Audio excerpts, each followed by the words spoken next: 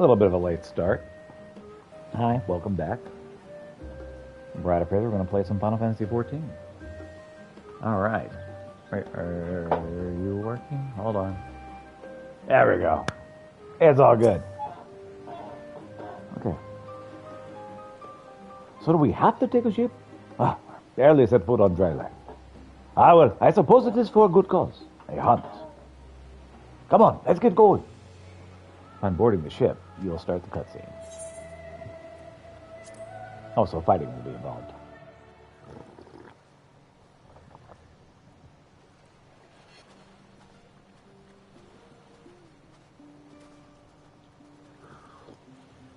From here, we must walk.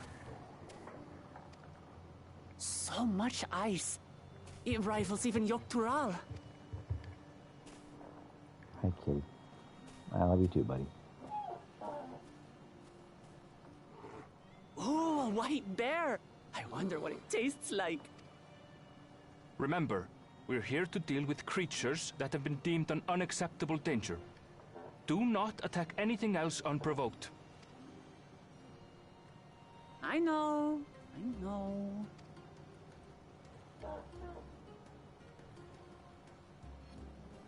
So this is the isle where ether literally bursts forth. Very energetic. Aye, the Isle of Ham.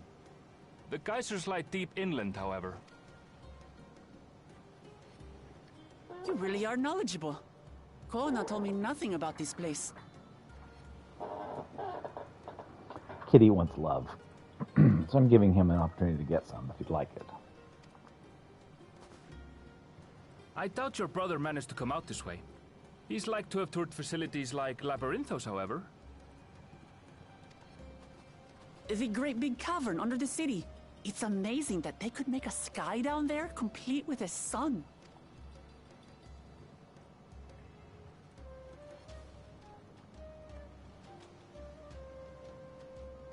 This brother of yours, he has been to Sharlayan? He has. Kona's my second older brother, and until recently he was a student in this city. He went on and on about technological amusements. It made me want to come here too one day. And so I did. I think I understood something of how he felt when I set foot in his beloved studio.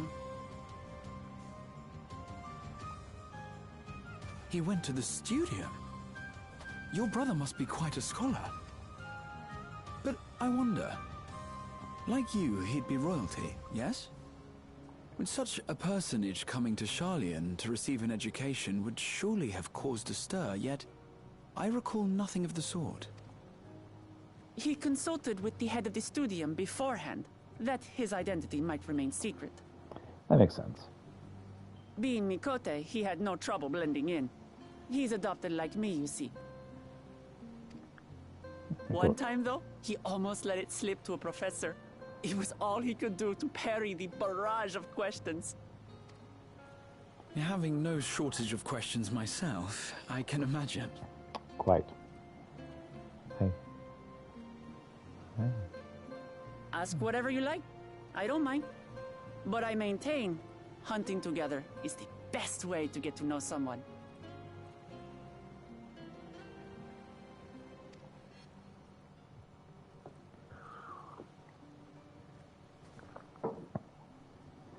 The researchers should be up ahead.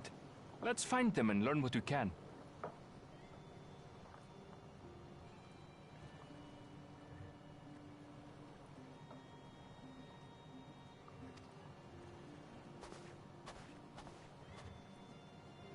Hi. Yes, I know. You need love. Yes, I get it. Kitty's quite insistent.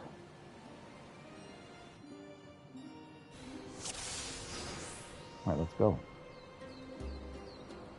The researchers should be just ahead. There. The building to the northeast. So, ordinarily harmless creatures have grown savage. Don't know what's got them riled up, but I'll take down any that thinks to try me. Right, let's hunt our fill.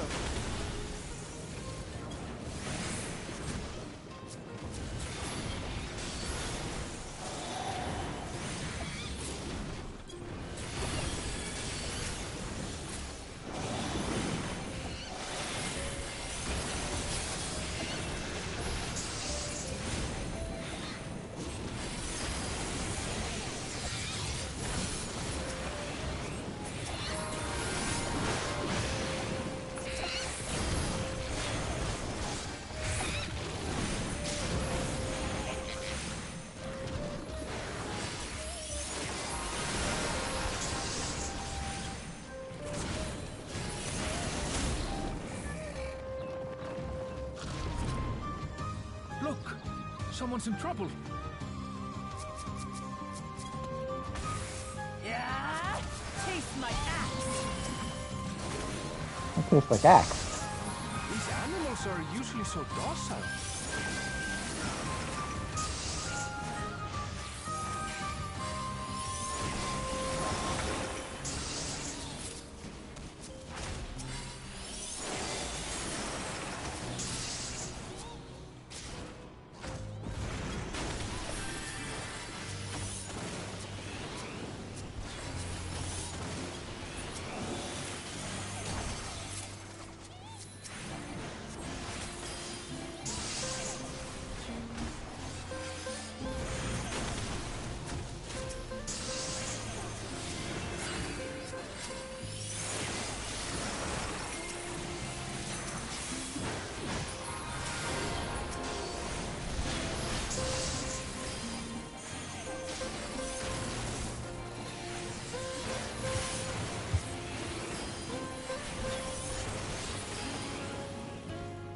All right. Well, yes, thanks to you.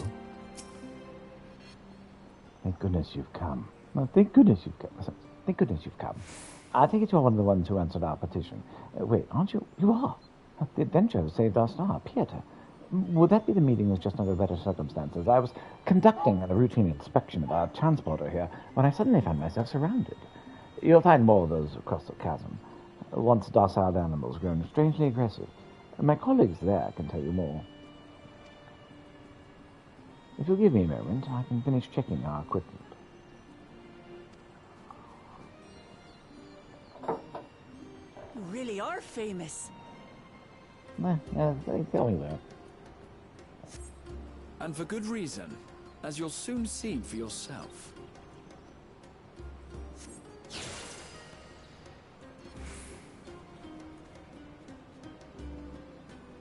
All right, let's go.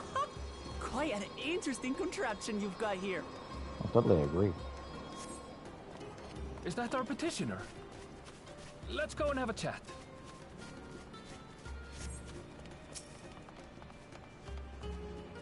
Oh, an adventure come to answer our petition, I presume. You're most fortunate to have one of your considerable... We are most fortunate to have one of your considerable skill around to aid us. A creature of unknown origins has been sighted in the island in recent days, and we believe its presence has affected the local fauna. The animals beyond this gate are the worst affected we've encountered thus far, so we dare not go back. Your task is to quell any threats that you find, and search the traces of the beast responsible for all of this. If you should find anything at all, we'd be most grateful if you could share it with us. I'll handle this.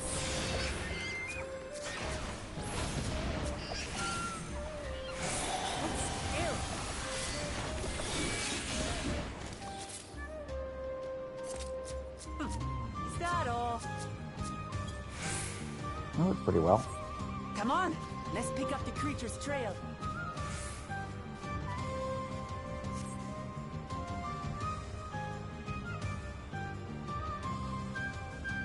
Oh, look at the cooking. What do we have here? You find ravaged beast remains torn to shreds These by claw sharp marks. talons. I've seen their like before. Oh, yeah? What is?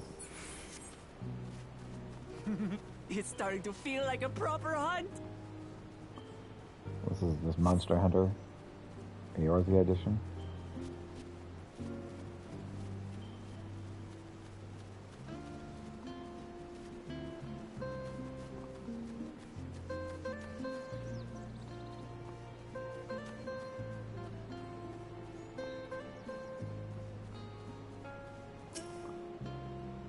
and feathers are scattered around the ground. There are signs of a fierce Feathers. struggle.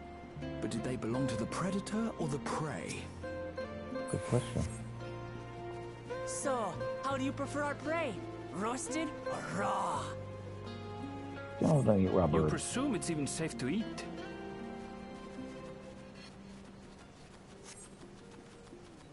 This is something over here. Some droppings. Flowing stench of fresh leavings assails your nostrils. Whatever beast left them is likely Still still fresh. close by. Whatever this beast, it cannot be far. Right. Now look!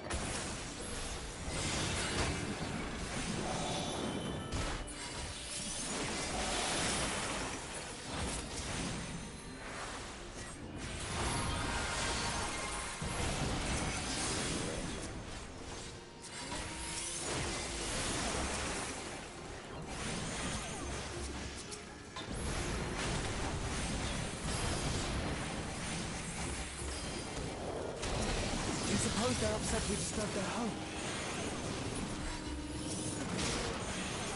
Who knows? If they're spoiling for a fight, then hey, got one.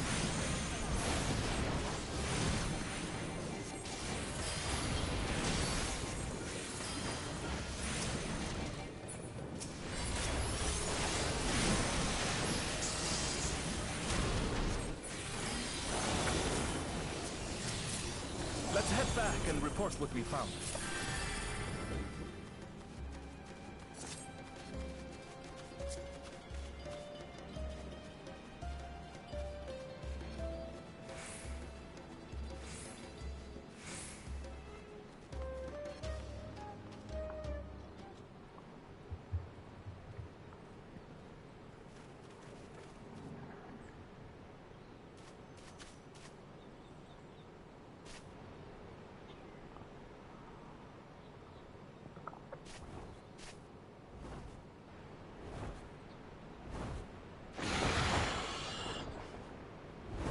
Powerful wings and razor-sharp talons.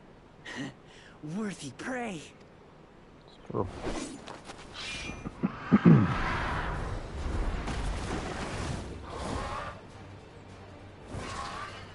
Ah!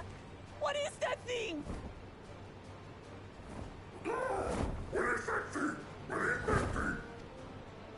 It Alright then. speaks? Apparently. It parroted what you said.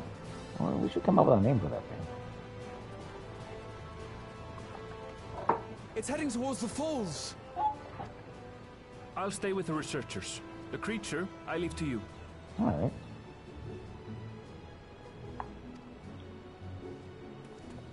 Oh, skull. Come, Woklamat. Right.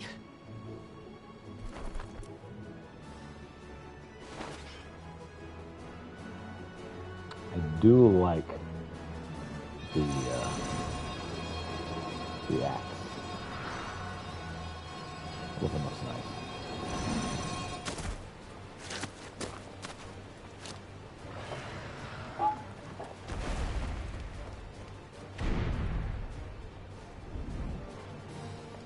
Just so we're clear, I wasn't startled by the beast earlier. It caught me by surprise, that's all. Forgive me, but I failed to see a difference. I'm getting hungry. Let's be done with this so we can eat. Caught me by surprise! Caught me by surprise! Think you're clever, huh? I'll rip off that beak and roast you on a spit!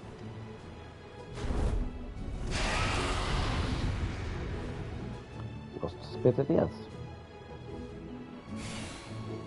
Defeat the giant Kalibri.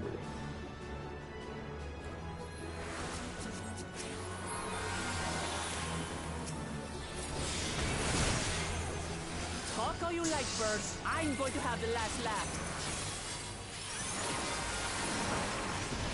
Oh, I'm going to enjoy sinking my teeth into you.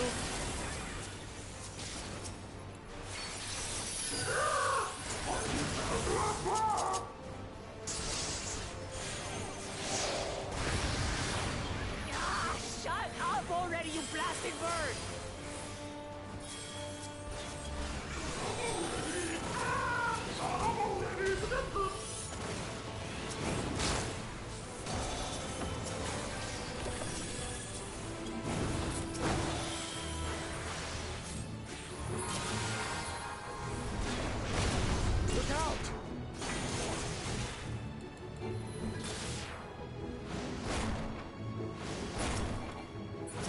seen such an enormous colibri. It's quite big. Impressively so. Not good. Quickly, gather together.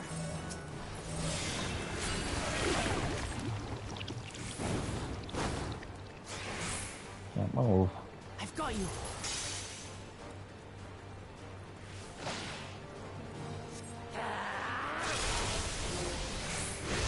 That was was a too good trip. close. Steady now.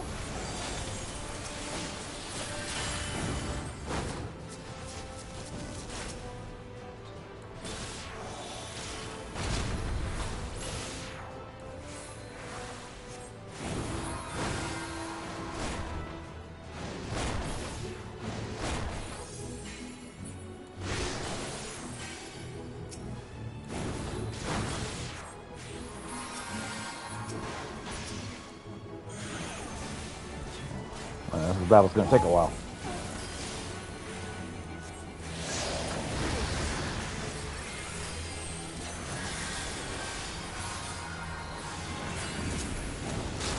Damn it.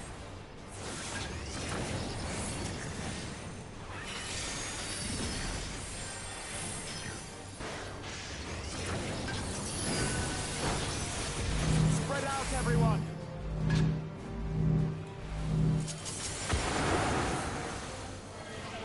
You pay for that. Or will it?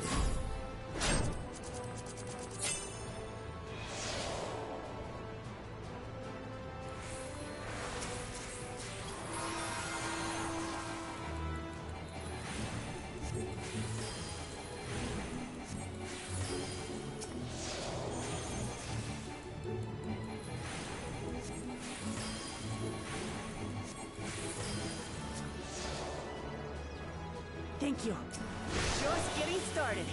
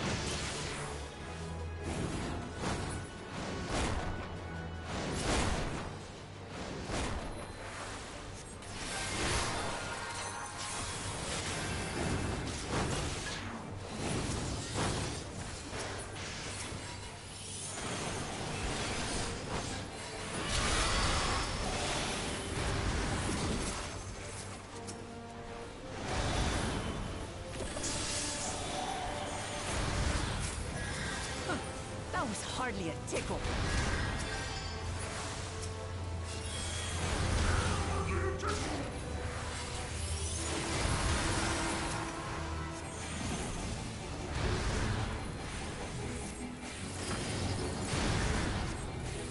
If we take out the left wing, the it could destroy itself.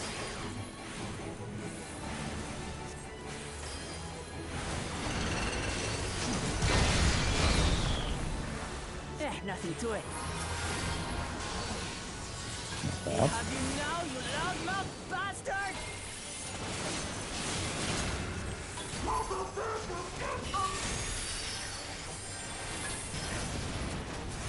Throw everything you have at it.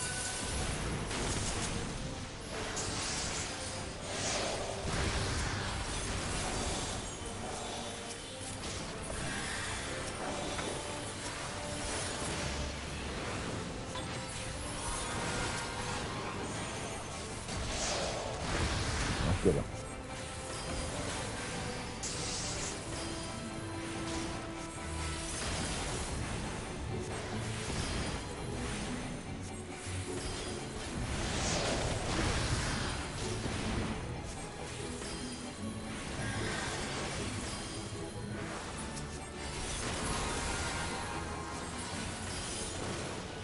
Sweet. Whoops.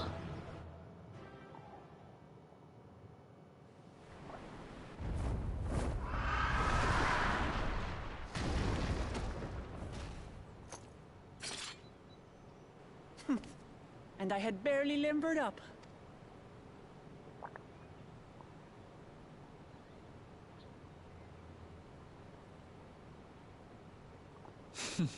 Handshaking a little there, bud.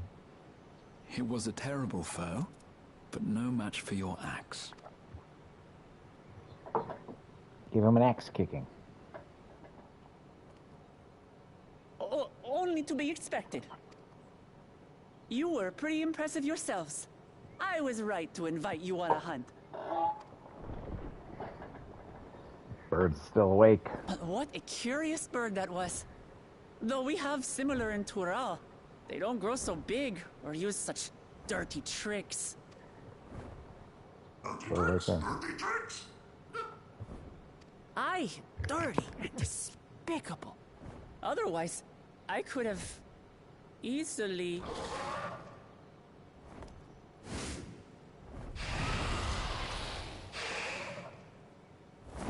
Apparently we have an undead bird in our hands. Leave this to me.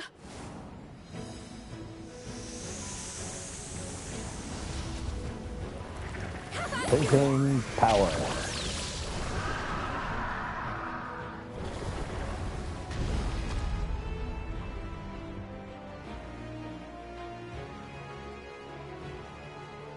Awesome. Cryo. I am terribly, terribly sorry to have kept you all waiting.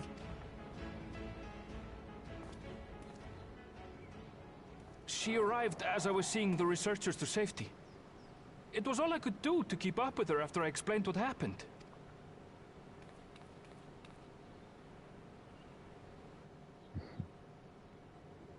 So this is what you meant by seeing to preparations?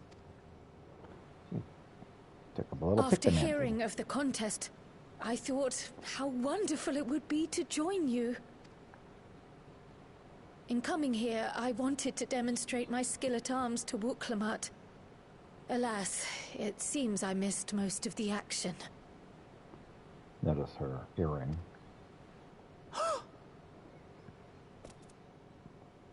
That was amazing! The piece didn't stand a chance! I'm glad to have been of service. May I ask what inspired this change? You will recall the time you descended to the ethereal sea in search of Heidelin. Recognizing that my skills were inadequate, I chose to provide support from afar, rather than join you. It was the same when you set forth for Ultima Thule. How it pained me to stay behind, again and again. That's what inspired this change. Ever since the final days were averted, I've used every spare moment to hone my craft. As you all have adapted your methods to suit the circumstances, I started by considering how I might best contribute. And after much deliberation, I arrived at my answer. Thinking power.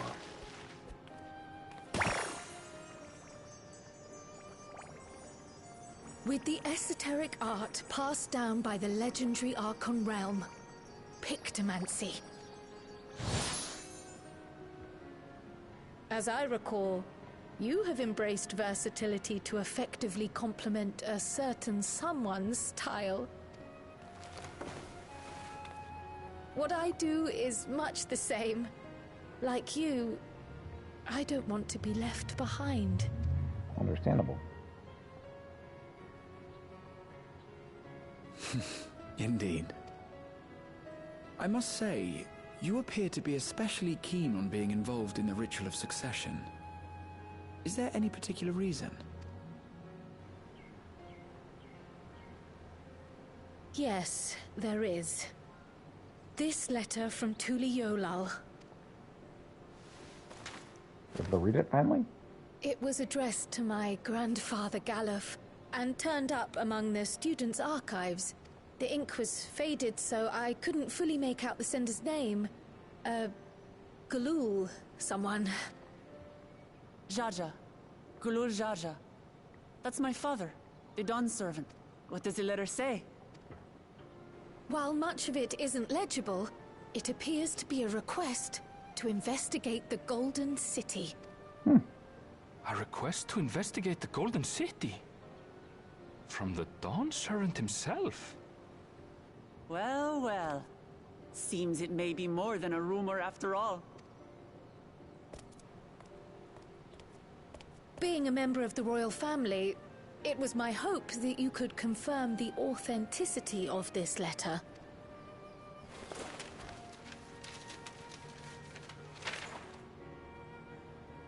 I can say for a fact that my father didn't write this. Given how culturally diverse Tuliyollal is, it was decided some time ago that a common language was needed. But instead of elevating an existing tongue and its speakers above all others, we looked to those widely spoken overseas and created an altogether new one. The similarities to your common tongue also make it quite easy to communicate in these situations, no? This letter, however, is entirely in Eorzean. If Father had written this, he would have been in Turali. And what's more, it bears a wax seal. We don't bother with them. So the letter is fraudulent, then? Oh, I didn't mean to say that. My father's signature is genuine, as far as I can tell, so perhaps he simply dictated it. A lot of rulers do that. I see. Thank you for the confirmation. It seems my grandfather indeed had dealings with Tuliyollal. I can't help but be curious as to what exactly he was doing there. In order to help us decide on a course of action, would you mind if I asked you some questions about your home? By all means. After all, learning about one another was the purpose of this hunt. We can talk while feasting on this fellow. I, for one, am starving. Hopefully it's not poisonous. We're eating that. Yeah, there's enough carrots. I'll probably do it.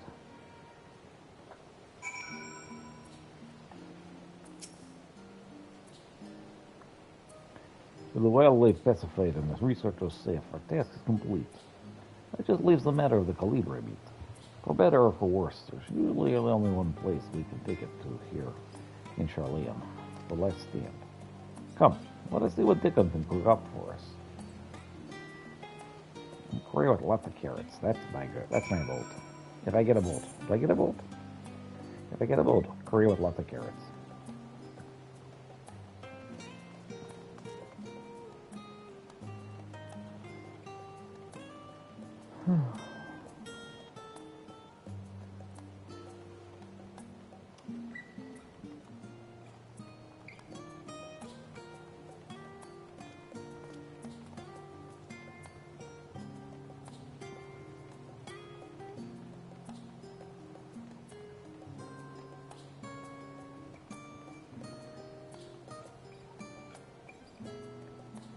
Alright, Dickon, what you got for me?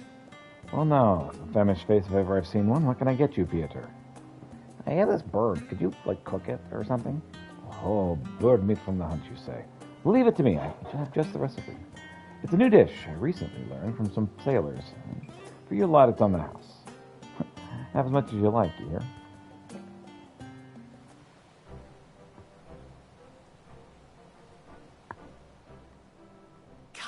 Come. Let's enjoy the bounty of our first outing together. Let's see. Beef ribs from a chicken. Makes sense.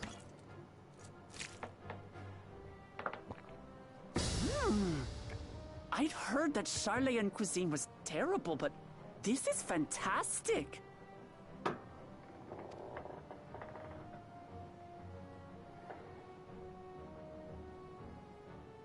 What is this?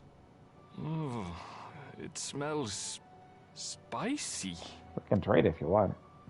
Oh, come now. Since when did you become so soft? It's not like we don't have spicy food in Tural, too.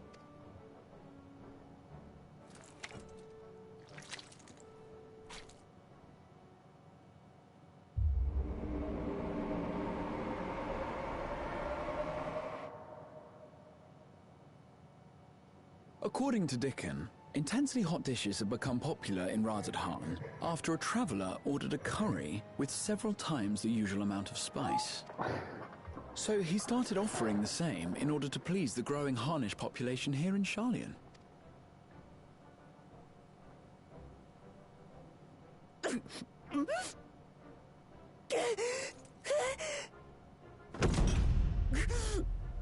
It's nothing I can't handle.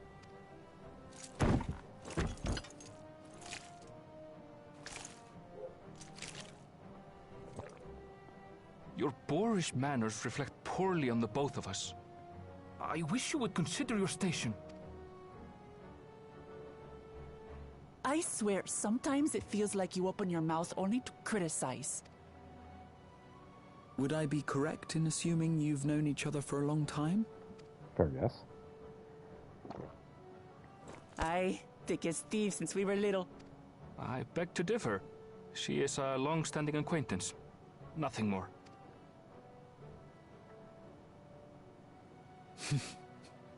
I see. I see. All this time you were from Tural. Oh, would that I had known sooner. There's so much I'd like to ask. You and everyone else. I've kept it quiet so as to avoid the endless interrogations. Well, if he's going to be a miser, I'll be happy to tell you about our homeland instead. Since ancient times, many peoples have called Tural home, and they've been fighting each other for nearly as long. The fighting finally stopped some 80 years ago, when the reigning Dawn Servant unified the disparate communities and founded a new nation. And that's how Tuliolal came to be. Since then, we've enjoyed an era of uninterrupted peace. But my father is getting old, and he wishes to relinquish the throne to a worthy successor. One who can preserve his legacy. Including myself, there are 4 claimants to the throne. But while we all have the right to participate, one among us cannot be allowed to rule.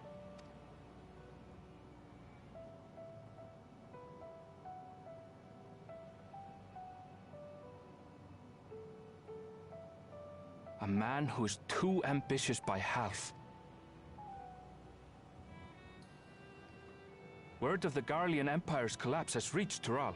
While most are simply relieved, he sees weakness to exploit and would lead our armies across the seas on a campaign of conquest.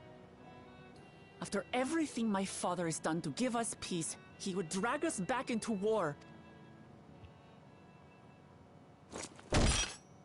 I can't allow it. No matter what, I must win this contest.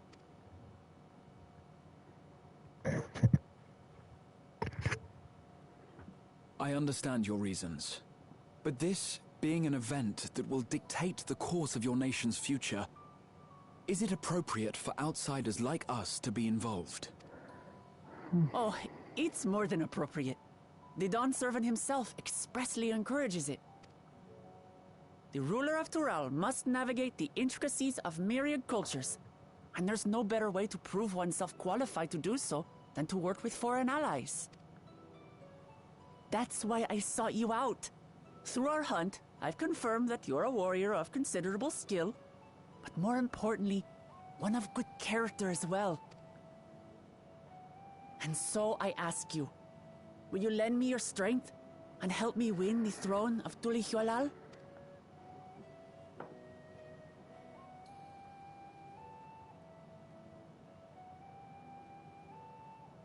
You don't need to decide right this moment.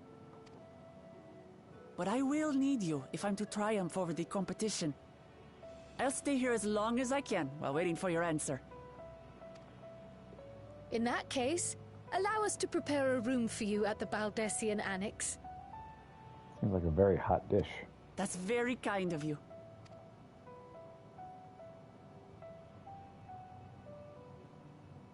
Oh, and one more thing. Once we finish eating, would you mind if I took the rest of the meat?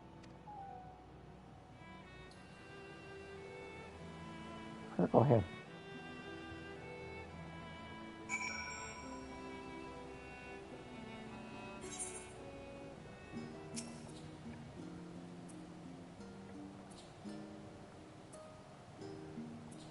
Whether Waklumat has the makings of a ruler, I could not say. But I do know that she cares deeply for her nation and for her people. Whether you can choose to help her, though, is up for you, and you alone to decide. Think on it well. Now, it's the past time I reported our mission success with a guild ship. I would have done it so sooner, but except Her Highness needed to have a royal meal. I shall come by the annex later. Until then.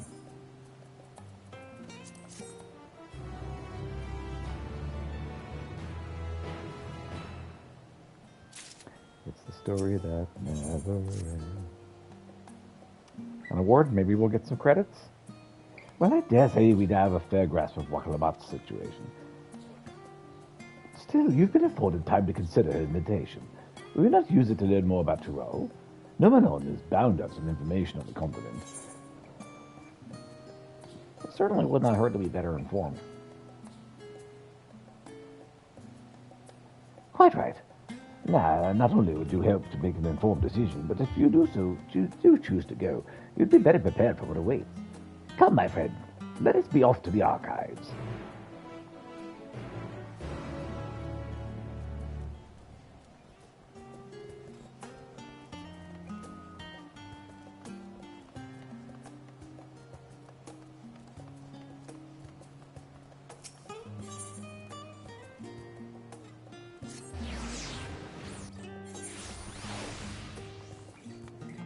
Sure, but first, I gotta go up here.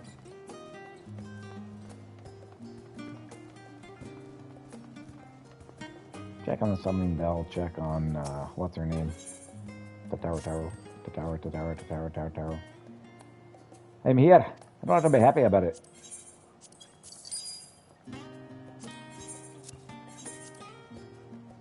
No matter meat pie. 70 sounds about right.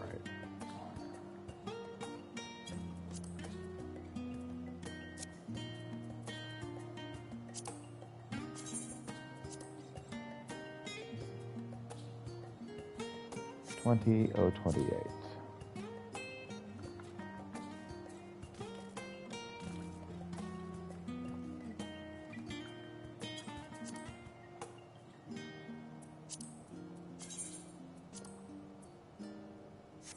$46.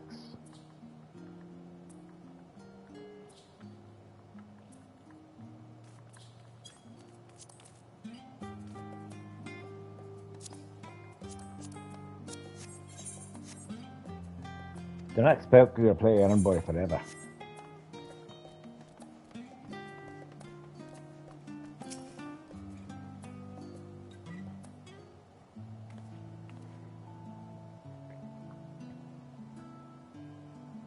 Peter, the necklace is back at the lapidary. He has nothing but fond memories of Mistress Tataro, and was eager to pour everything into the restoration. The result is magnificent. The original sapphire, accented by the black pearl from the ruby sea, and rose shell of worlds, united by the length of Makai leather, a singular necklace, symbolizing Mistress Tataro's past and present. By the sisters, what a remarkable gift. Yeah. However, it wants for a flourishing touch. A finishing touch. Preferably by your hand, Peter, and after hearing about your visit to Balakistan, I know just the thing. In short, we were proposing a new line of products to help our people feel closer to their roots, yes? So in honor of Mr. Tatter's roots, I'd have you inscribe a symbol of Nathal upon the back of the pendant. be an honor.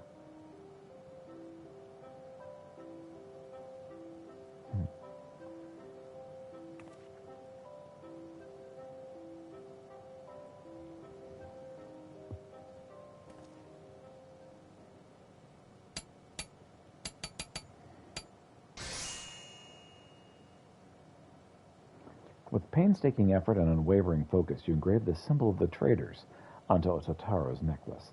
Any who behold it would surely know beyond a shadow of a doubt that this final flourish was the product of your heroic hand. Oh. I'm just sure she'll adore it. Our work is officially done.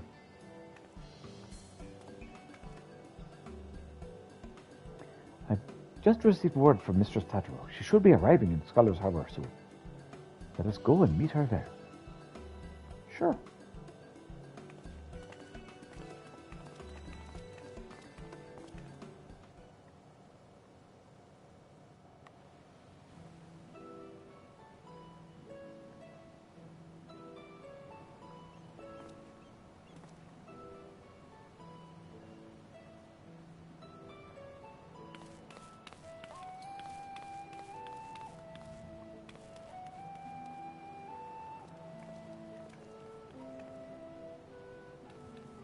I wasn't expecting a personal escort from the docks, though I dare say I could grow accustomed to it.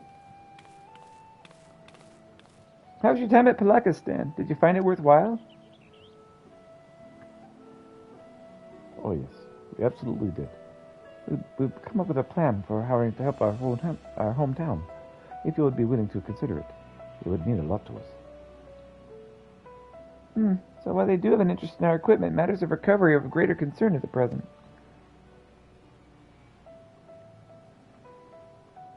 Recovery, yes, but also growth, which may lead to a lucrative opportunity for the boutique. If you permit me to suggest another new product. What if we offered handicrafts, designed and produced by the people of Palakistan, authentic works representative of Hanish culture? For those of us living abroad, reminders of home would do wonders to ease feelings of estrangement. And for others, such pieces could be appreciated as beautiful works of art. Our village is up to the task. You will not be disappointed. Doubt not our conviction, Mistress Tataru.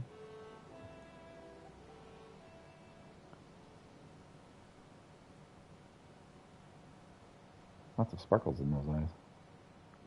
A product which embodies Thavnar's spiritual beauty, to be shared with the whole world, why the boutique would offer nothing less. Though we made wonderful progress with our samples, I believe it's time for a change of pace. And handicrafts born of the heartfelt desire to celebrate one's culture is bound to resonate with others.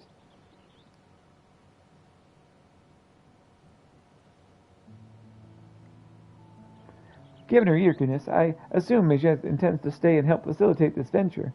What about you, Hasdad? You felt the call to return to Thavnar rather more strongly, as I recall.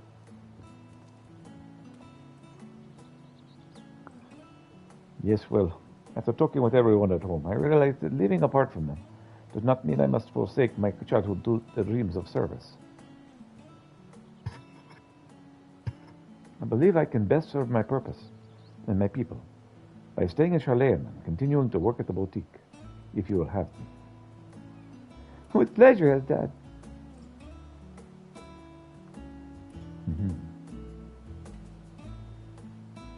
A happy ending for everybody.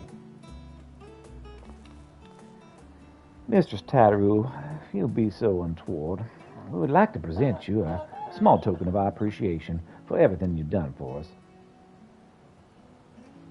Yeah, go ahead. Oh, it's for me. Got it. That's right, I have it. Here you go, Tataru. Not untoward at all. Rest assured that I graciously accept all offerings of praise and adoration, especially ones as fine as this. Oh, but how queer. Sapphire looks remarkably like the one my... Peter, is this my mother's sapphire?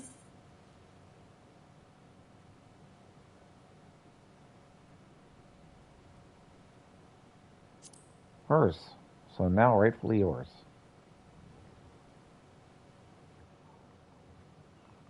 It's hers. It's really hers. Never in my life did I imagine I'd see this jewel again.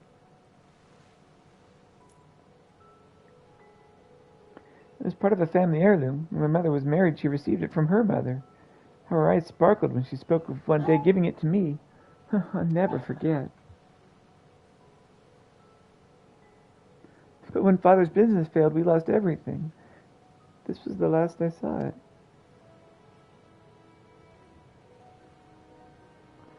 Though your heirloom did not survive in its entirety, Master Pippin managed to recover the sapphire. From there, we collected parts from clients during sample deliveries and commissioned the necklace you now hold. Well, now that I think of it, Peter often did receive mysterious gifts in those visits. So that's what this is all about.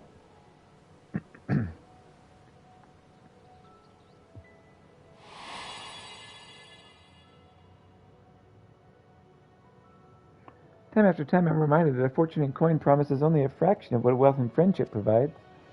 When my family lost its last skill, I became the lapidary's apprentice. And that's how I met a certain miner named Amphilia.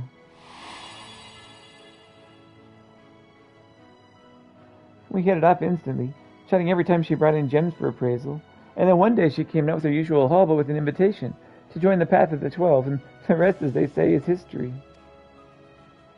One serendipitous meeting. It led to so many others. It led to so many incredible adventures.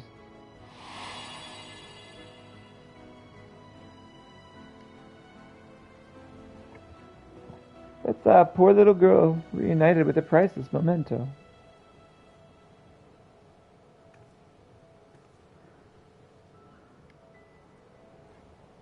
Our teachings say there's more ugliness than beauty in this world. To live is to suffer. But we never need suffer alone. What is more beautiful than the bonds we share with others? Indeed, it is in these connections to give life to a meaning to our lives. Connections for which I am grateful, and thus compelled to advise that we return to the Agora. The counter remains unmanned, and we mustn't neglect our clients.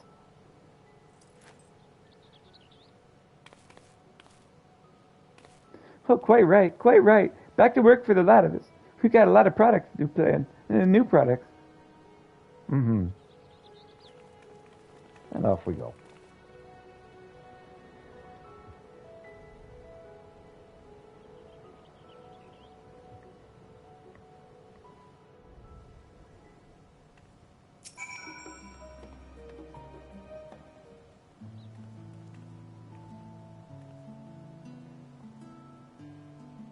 Peter, on behalf of the entire boutique... Peter, on behalf of the entire boutique, allow me to thank you for all that you have done. I'm ashamed to admit that in our excitement to prepare Mistress Tataru's surprise, Richard and I failed to prepare something for you. That's fine. That sounds like a cue for Mistress Tataru.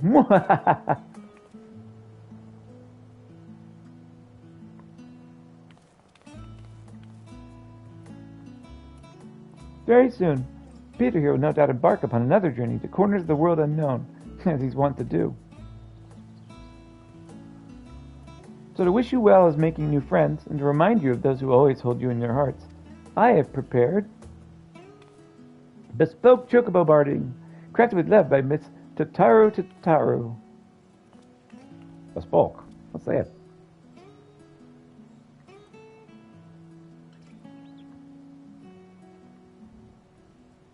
I ain't gonna look at this.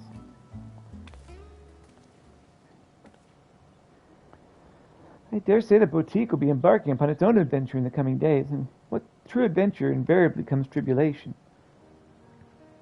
But with your compassion, resourcefulness, and reliability, I have every confidence that we shall succeed in our respective endeavors. To even higher returns of both coin and camaraderie.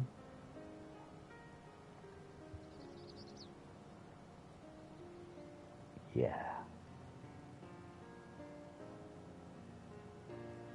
Oh, and don't think just because you're running off to the other side of the world that I don't intend to solicit your further employment and involvement, Peter.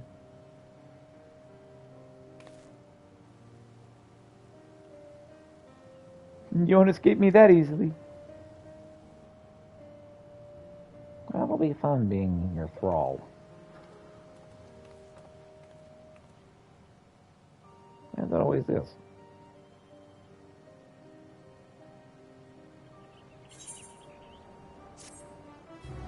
Okay, there is a kit that I've received.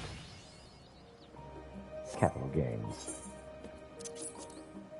Tyro's Bespoken Framers Kit.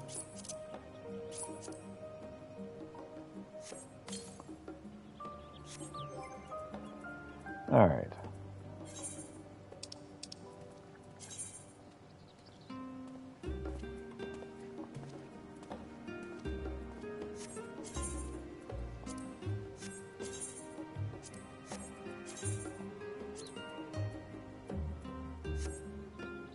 And we'll try the Wayfarer for a bit. And on portraits,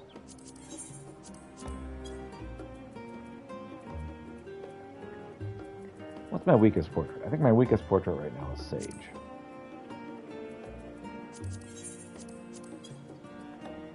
So how can I level up my Sage portrait?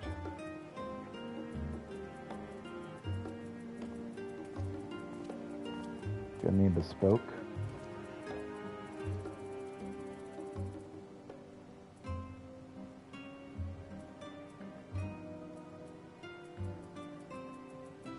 I don't see it. I don't want to click through everything. I don't really have the time for that.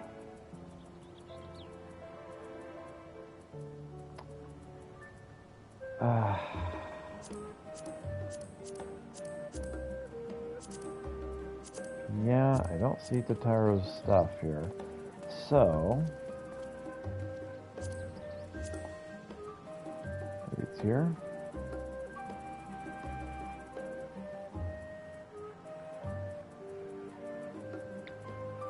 Don't see it here either. What is it?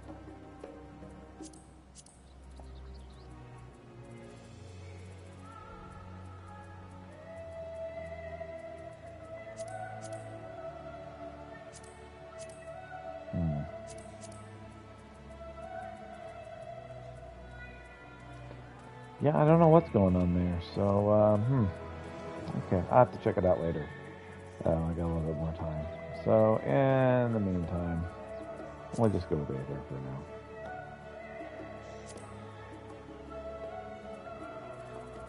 now. Tower? Nope.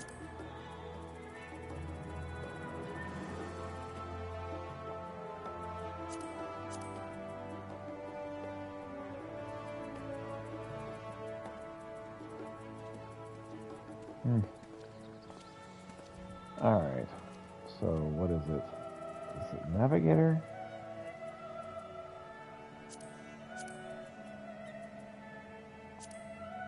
Spinner, that's what I want.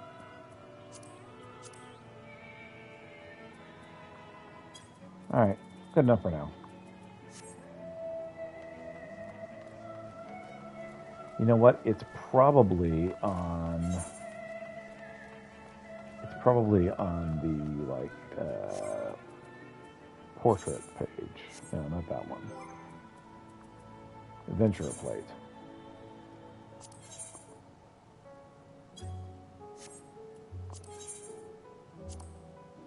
Bespoke.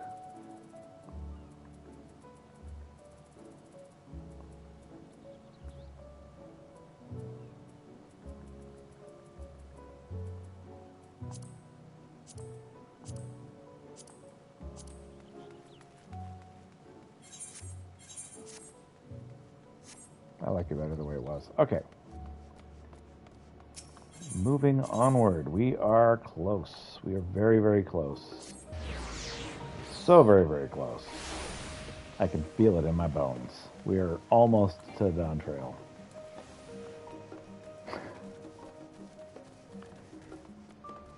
This game does just love to say, here it is, you're almost to that. Nah, just kidding. Hey, we almost made it to the next expansion. Here it is. Just kidding. But maybe.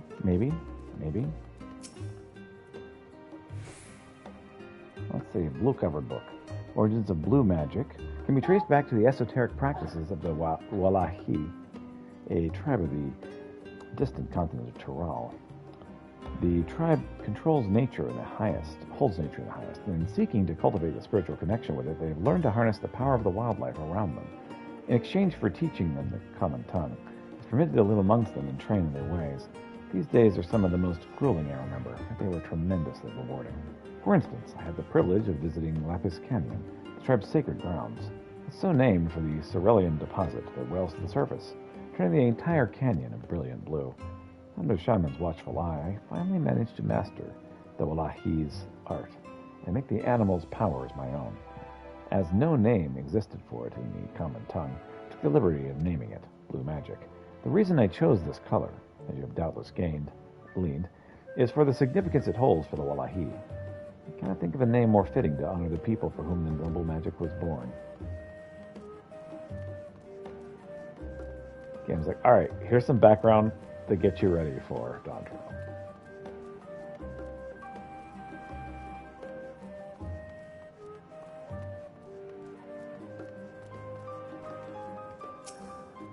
Okay. Let us begin by comparing the geographical characteristics of the three great continents in Tyrol. The former stretches from west to east to west, and lies entirely within the northern hemisphere. In contrast, the latter extends to the far reaches of both northern and southern hemispheres, and a difference immediately presents itself in the form of climate variance. Shifts in climate tend to be gentler when moving east and west, but harsher when moving north and south, owing to this fact that longitudinal migration is far more common in history, whether it be by men, animals, or plants. Case in point is the Allegans, who rose to power in Alenard before advancing east to Ilsevard. Their movements would be mirrored thousands of years later by the Garleans. Meanwhile, though the desperate tribes of Tyrol waged war with one another for generations, stymied by the climate, none could ever make any great headway north or south. Tribes hailing from frozen lands withered beneath the desert sun, while those that thrived in open plains could not pierce dense jungle. Such was the way of it, until a leader of the Mamul Jah succeeded in bringing the continent under one banner.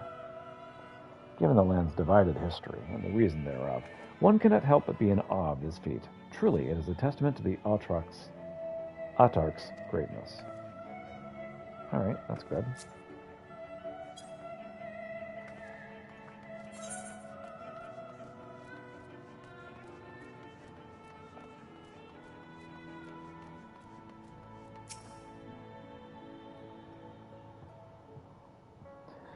Every land has given rise to unique wildfire, and the continent of Tyrol is no exception. Unique wildlife. Yet, while some of their creatures have become familiar sight in Eorzea, many and more exist that are rarely seen this side of the Indigo Deep. This tome introduces a select variety of species, as described in the testimonies of sailors and adventurers. Alpaca. Accustomed to Tyrol's craggy mountain ranges, four-legged beastkin has been domesticated for seemingly hundreds, if not thousands, of years. Their soft white fleece is highly prized by weavers, while their strong legs and sure-footedness make them capable beasts of burden. Wyvre. This ferocious scalekin is native to the dense jungles of Tyrol. The Mamul Jah have succeeded in taming them and utilize their prodigious strength for manual labor. Given their immense size and power, it should come as no surprise that the Wyvre is also employed as a siege beast. Enemy fortifications cannot long withstand this horde group's rampage. Villa Garmanda. Tyroli folklore holds this bird-like creature is the mightiest of beasts and the very embodiment of nature's power. Whether it exists beyond myth, however, is uncertain. All right.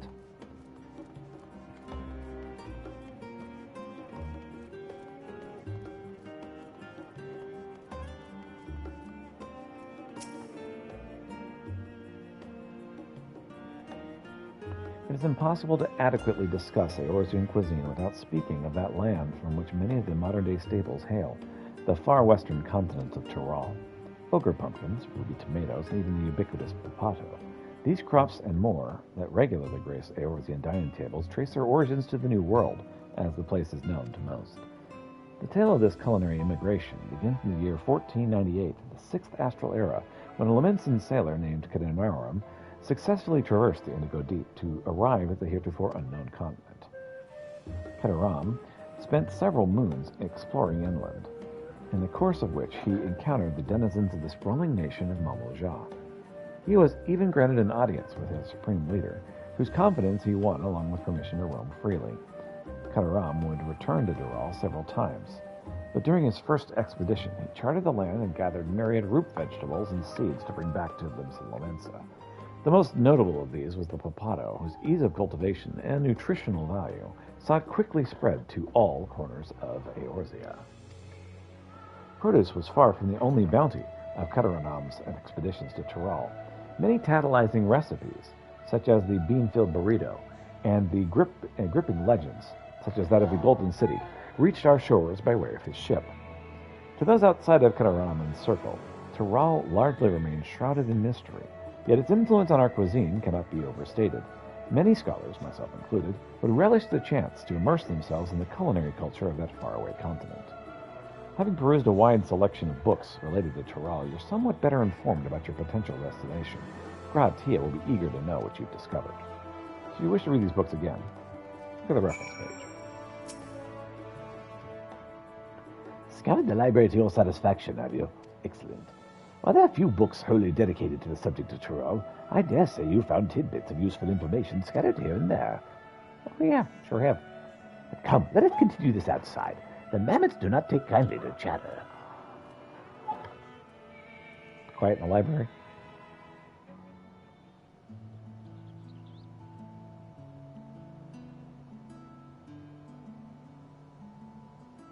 Now then, I'm quite keen to hear your honest impressions. I couldn't help but notice that we read the very same book on cuisine. I was pleasantly surprised to find references to Tural within. Among them, did anything in particular pique your interest?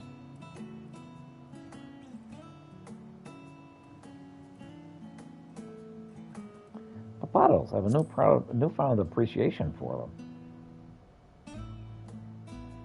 As have I. Despite having just enjoyed a hearty meal, I found myself craving papatos.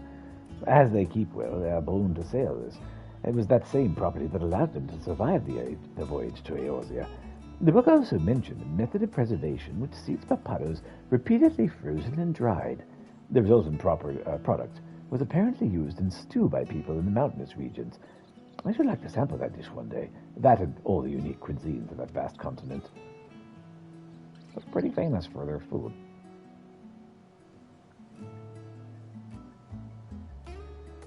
But moving on, did you perchance learn aught about the fauna of Tural? Given your adventuring background, I expect the topic would interest you. I learned about alpacas. They sound awesome. Oh yes, the alpaca. In addition to serving as beasts of burden, they provide clothing for people by way of their lush fleece. Well, they are especially prized by mountain tribes who hold certain rare specimens sacred. That sounds pretty cool. I thought I heard a familiar voice.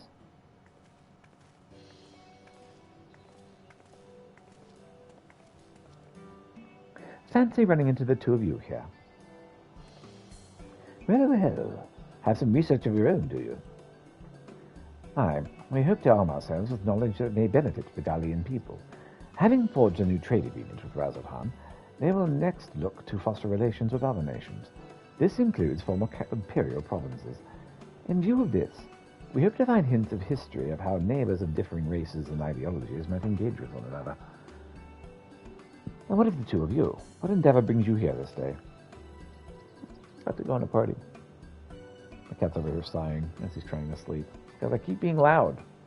He has other rooms he could sleep in, including the sleeping room with his bed.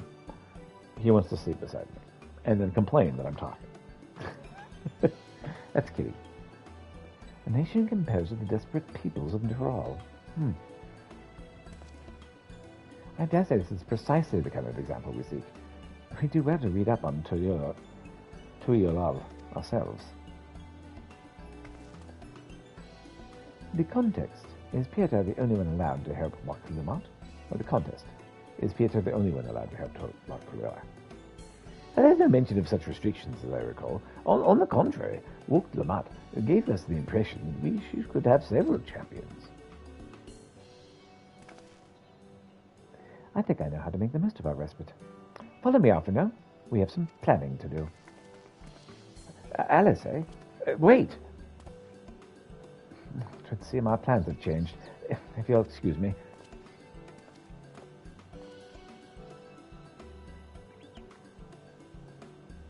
Well, they could never rest on their laurels, could they? Come, let us return to the annex. All right.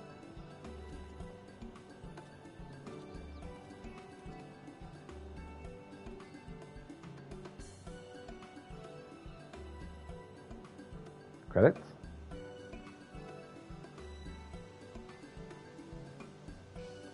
Nope. It's the eternal game.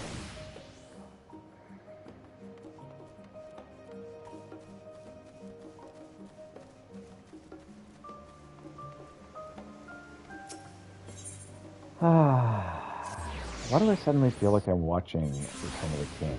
I don't know, it's for some reason.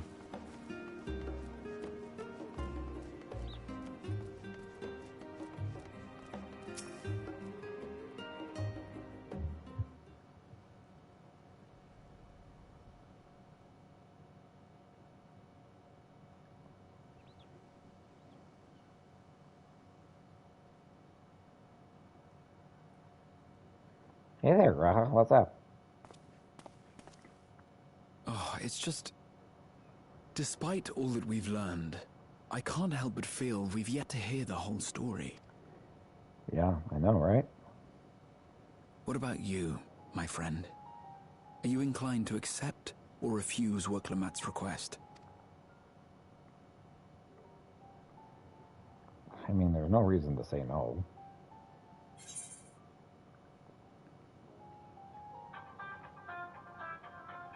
I never say no to a new adventure.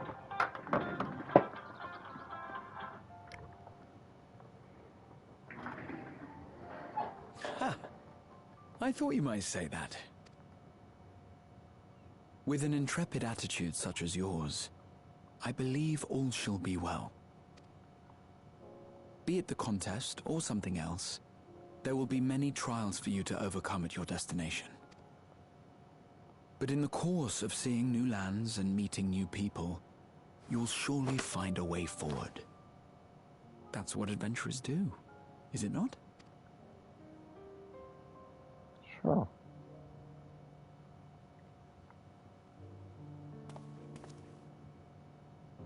Such a journey would be the envy of many a scholar. Distant as it is, Tural remains largely unknown to us, with only meager records to be found in Numenon. All right, someone has left a message. I gotta go check this. Be right back.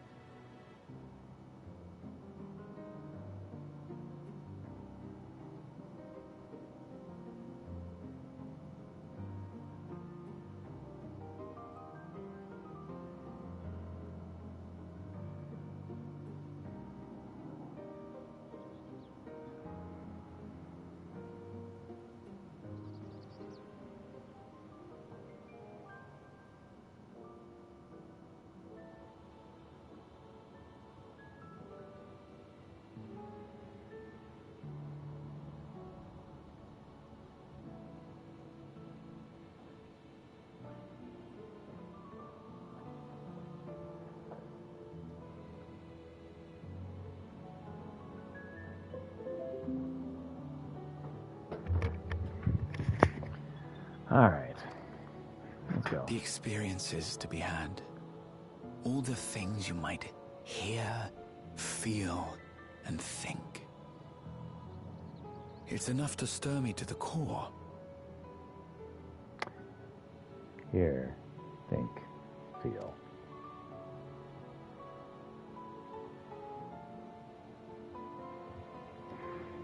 Life is a series of journeys, my friend. And there's no telling what awaits us on the long road.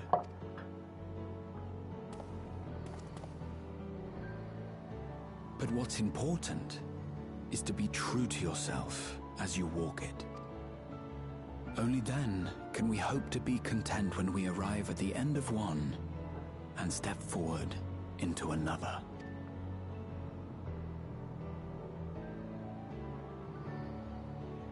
Ah, but there's an idea.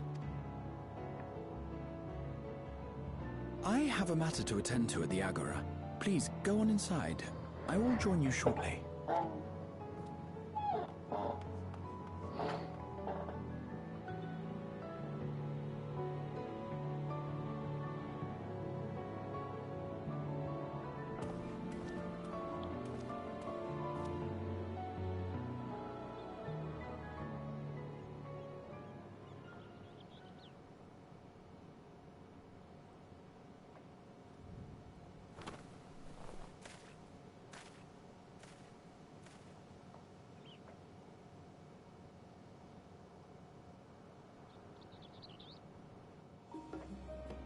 Is that it?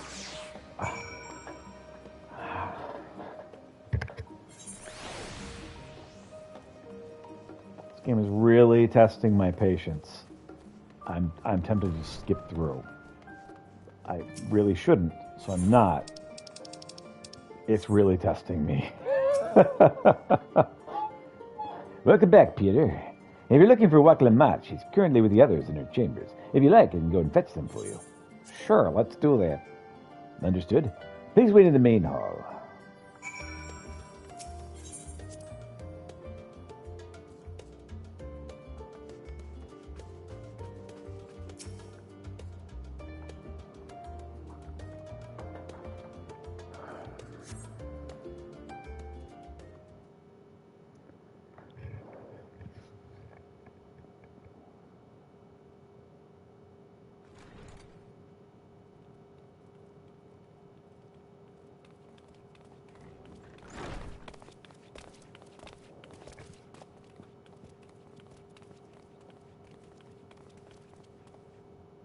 You have the look of someone who's made up their mind.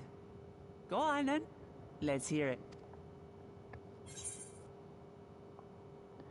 I wish to boldly go where I've never gone before.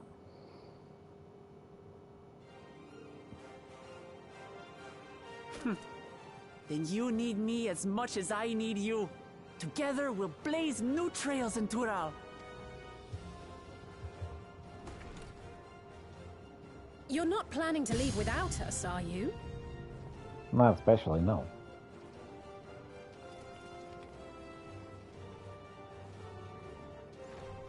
Alphano, Alize! What are you two doing here? We happened to cross paths at Numenon earlier, you see, and I told them about Wuklamat. And when we fortuitously met again at the Agora just now, they expressed an interest in meeting our visitor. Ah, you must be the twins who are sneaking after Erenville as toads. 100 things about us you could have told her, and you chose that. First impressions last.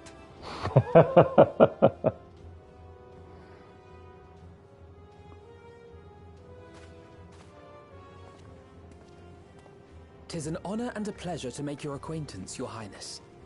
Alphano Leveilleur at your service, and this is my sister Alize. Oh no, let's not do that. I really can't stand titles. So, you want to participate in the contest too, is that right? Indeed we do. We've been assisting with the rebuilding effort in Garlemald.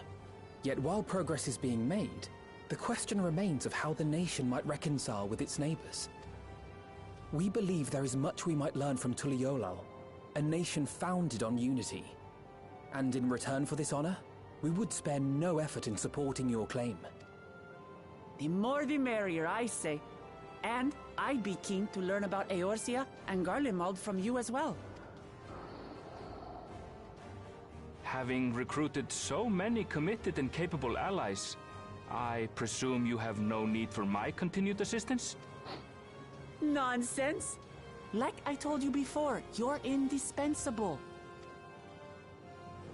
They're strong, aye, but strangers to our land. They need someone to guide them, to point out the dangers, and spare them grisly deaths. I can't think of anyone better suited to that task than you. What's more, despite your assertions, I know you haven't given up on the City of Gold.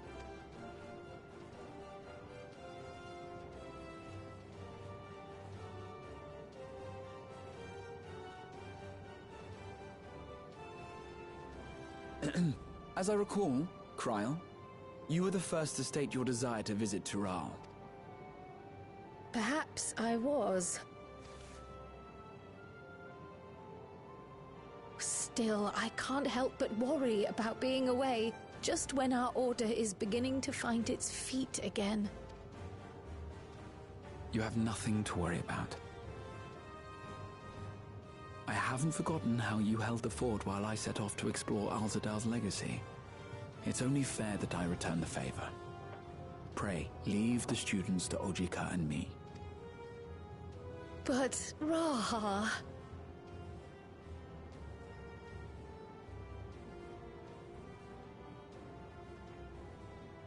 Well, usually you're fine. You want to retrace your grandfather's steps, don't you? This is a rare opportunity, and I insist that you seize it.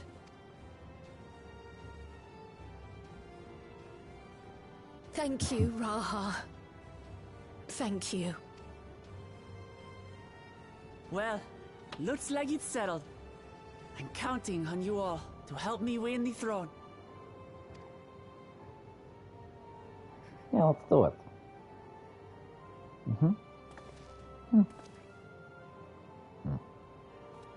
I suppose now is a good time to show you what I spent a small fortune on at the Agora. The map?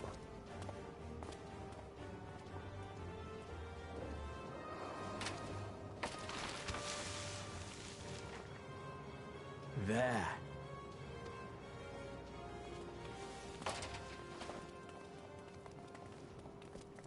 This, my friends, is the latest map of the world, created to celebrate our friendship with the Loporrits. Cast your eyes west of Sharlayan, for there it lies. The site of your next great adventure, Tural.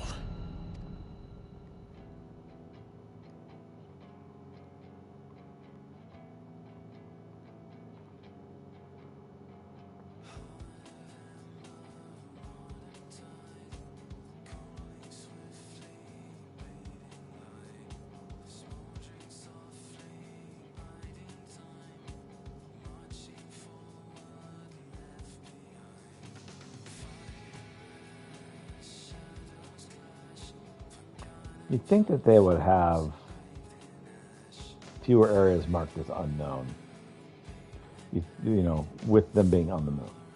But that's fine. Hey, we got end credits. I've been begging for that. So, all in all, Endwalker is my favorite of the expansions. It is the best. I really liked the main story on Endwalker. I really like the after story on Endwalker. That's kind of cheating because a lot of the themes and story was based off of Final Fantasy IV, which is possibly my favorite Final Fantasy story, with the themes of redemption and such. Big fan. And, you know, the fact they're going into space, I love space, and so that was another big bonus. I knew they were going to the moon. I assumed that was it. You know, the far edge of space is like, it's amazing. Of course, they have all of the Star Trek references, which I love Star Trek. The Star Wars stuff, of course, they've always had the Star Wars, the legend eggs thing in Final Fantasies. But suppose. But yeah, just a very, very enjoyable expansion. And I'm looking forward to Dawntrail. We'll see what they can give us. I'm kind of having the same feelings after Endwalker that I had after Heavensward. It's like, I don't know that they're going to be able to top this because I'm so impressed with this product that they've put out that it's like, I don't think that you're going to actually be able to one-up it. I think it's not possible. And yeah, that was the feeling I expressed after Heavensward. I'm feeling that after Endwalker also. It's just like, you're not going to be able to do better than this. This is too good. And, it's proven wrong with Heavensward. I look forward to being proven wrong again. It'd be nice. So, as I always do, I make sure that we watch the entire end credits, because these are all people who worked on this game for 80-hour weeks, just an insane amount.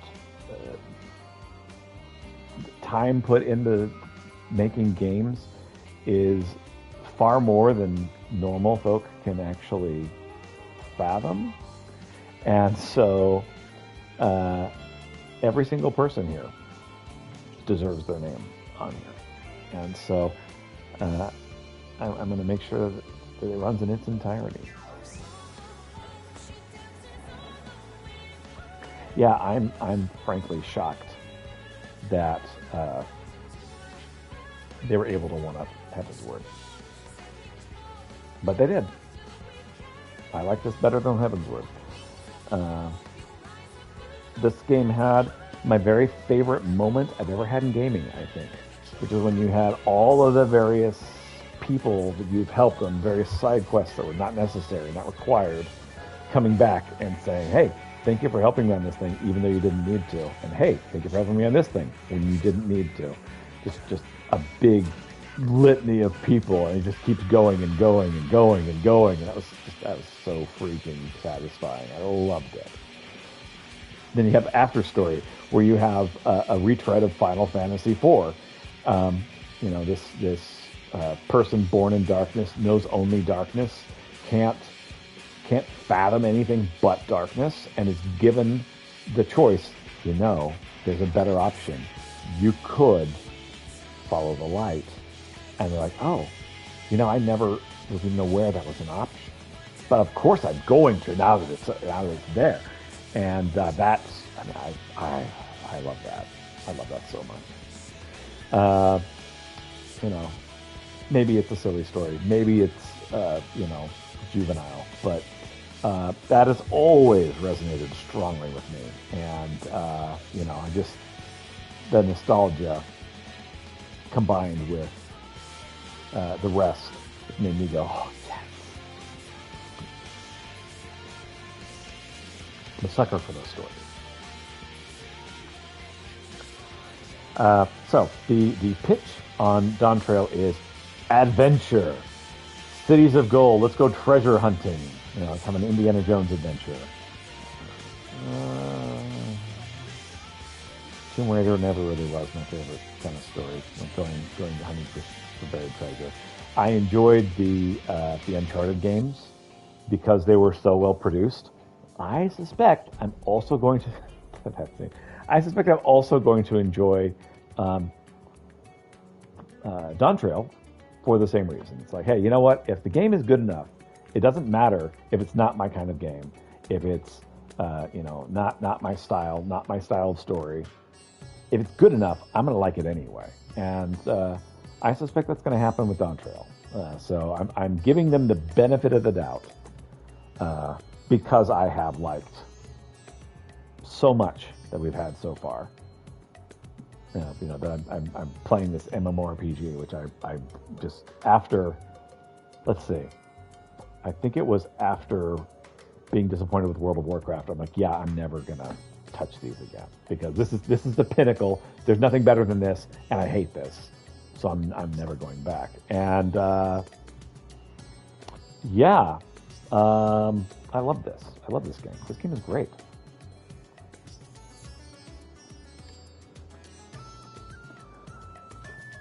Yeah, previous MMORPG experiences were very different.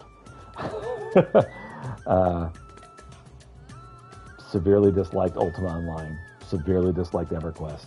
Severely disliked World of Warcraft. It's just like, you know, World of Warcraft was the one where it's like, okay, well, if I don't like this one, I don't like any of them. And yeah. Star Trek Online. Tried Star Trek Online. Didn't like that one.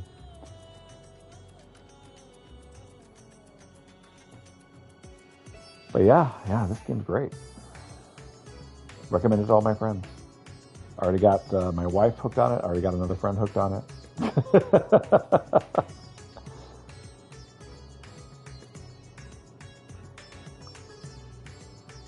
I think Final Fantasy just lends itself well to this format, which is funny because like the original Final Fantasy XIV was such a spectacular failure. But no, just the fact that everyone can play roles and there's a whole lot of cutscenes. Just it lends itself well. Playing to its strength. The Loporits. The Loporits are so great. Why? Why would I like these so much? But I do. Well, and it's funny because like I'm playing with this, Viera, male Viera, which I just love that idea anyway because of Final Fantasy XII. And we randomly find these aliens and they're bunnies. And it's like, okay, yeah, here's Golbez. The best kind of villain, the one who's convinced that they're actually the hero. Oh yeah. Yeah, I mean, I really, really, really loved it. It's good stuff. I like this music too. Zero's a great character.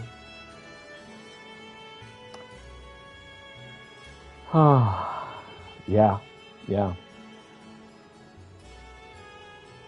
Thoroughly appreciated the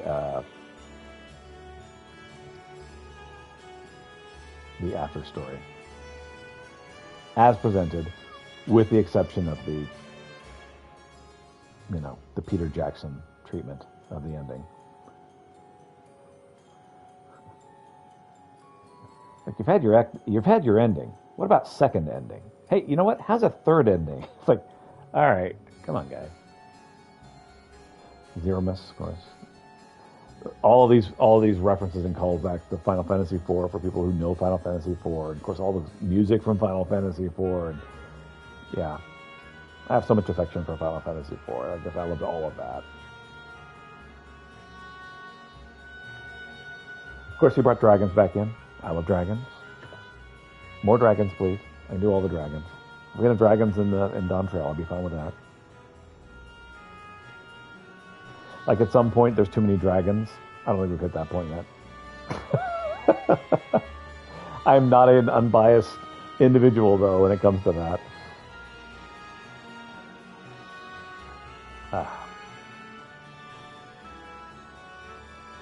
Love the music. Love the music. Oh, Troya.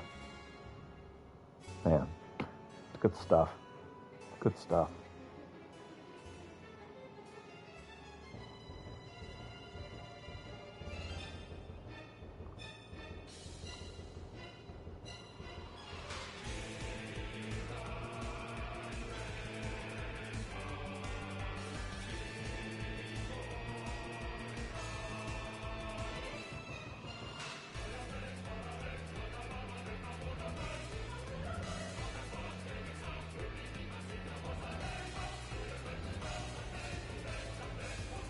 I was going to jam up the music for a little bit.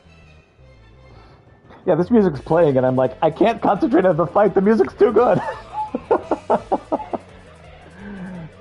Which is often a problem in Final Fantasy XIV, but especially on this fight. I'm just like, oh, I love this music so much.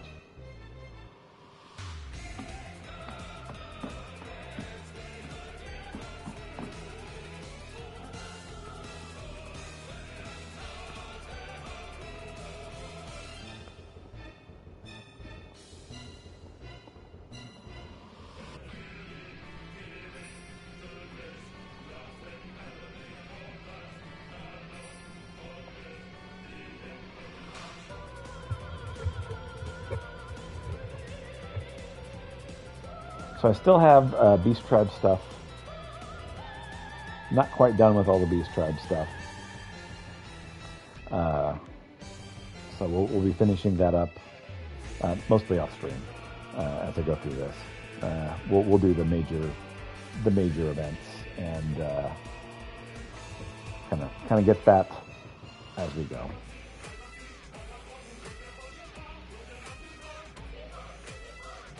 Yeah, I'm just muted now.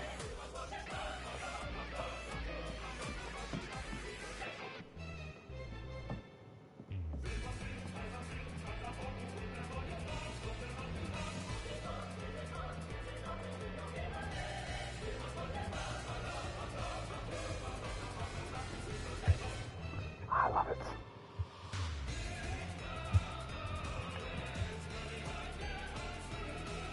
So I was talking with a friend about, okay, where do you go from here? Because we've already saved the multiverse. How do you one up the stakes from that? And so the solution is, you know what? We're just gonna have a beach episode. So just go on a vacation. You'll be fine. I mean, that's an option. I mean, basically that gives you a setting to set up a new problem that you didn't know about before.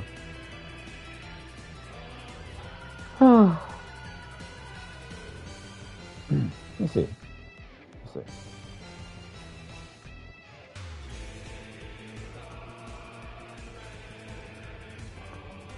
I feel like this has to be a Stormblood situation, where it's just, okay, we have no chance to improve upon what we had before, so now we'll do the best we can. Set up a slow one for setup.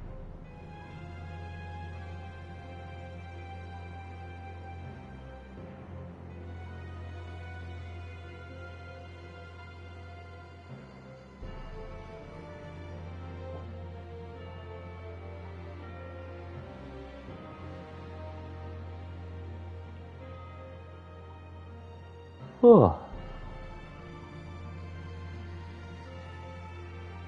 Look at all these people that worked on this game. And again, these are people that don't put in like 40-hour weeks. Poll to win UK Limited Game Masters.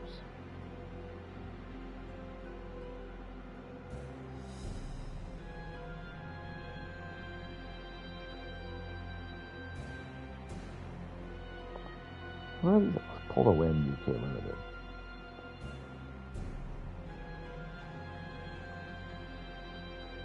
Quality assurance and localization for America. Here, you know, 3 cheers for the localization team on Final Fantasy XIV, because I always enjoy the names they put for things and the cute little quips they put in. The humor is very good, which that, you know, when a translator translates humor, they basically got to make the joke. They got to write the joke, and most of the time. It's hard to translate humor unless it's physical humor like Hildebrand. Of course, the Hildebrand story is always so great.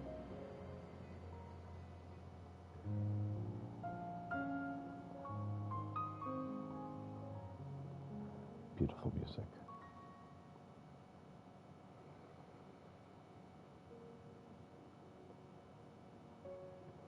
Oh.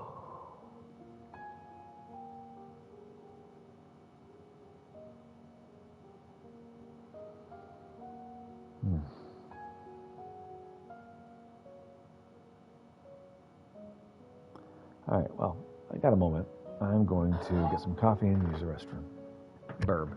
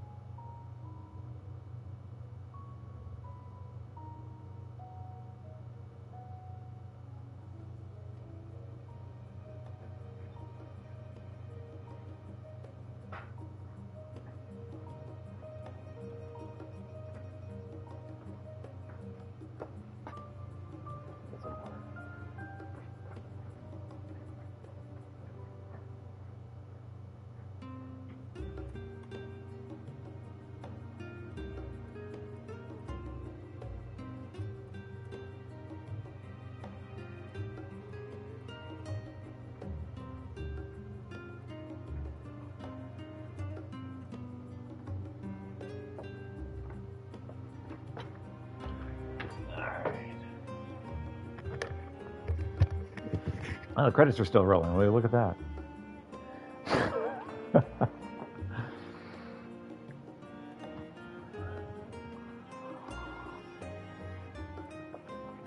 Good music. I wonder if you took all the hours people put into a game, tallied them up, like just the people who made the game, what am I ended up with?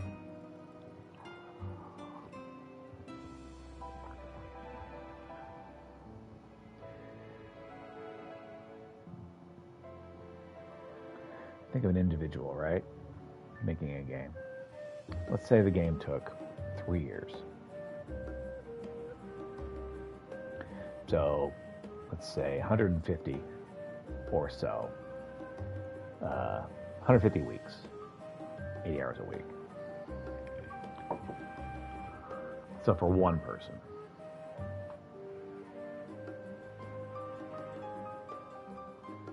That's 12,000 hours per person.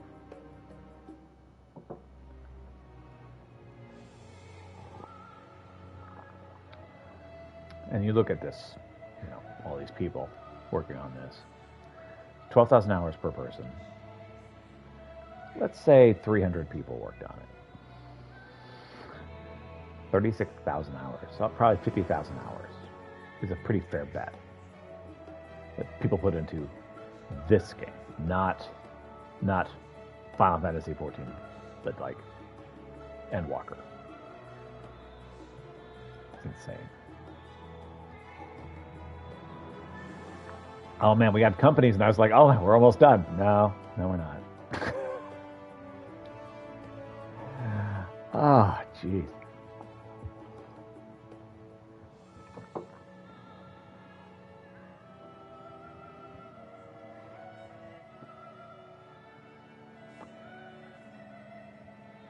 Of course, I don't recognize any of these people. Just little people behind the scenes.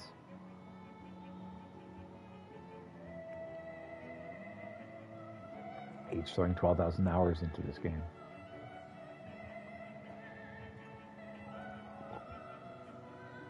Oh, and all Final Fantasy XIV players. Thank you.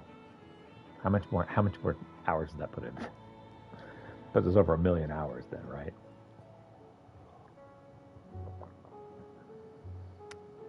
Man.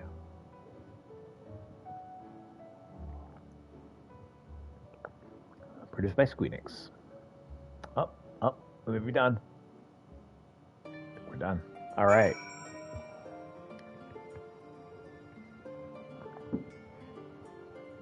All right. Let's go. Go, would you? Lest you wonder about your passage to Tural, Erinvale has arranged a ship through his guild. You need not worry about your own preparations. Speaking of which, please take this with you, a rugged and ready knapsack. May it serve you well in your coming adventures.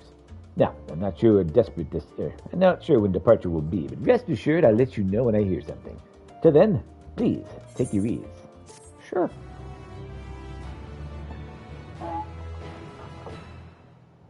All right. They gave me a nappy. Meanwhile, in Lim Salaminta, by the way, that is not what nappy means. It's not a knapsack. So. When does the next ship set sail? May I ask your destination? Are we racing Estinian? The north and east, I've already seen. Southwest. I suppose I'll head west this time. West, you say? Let us cross the deep.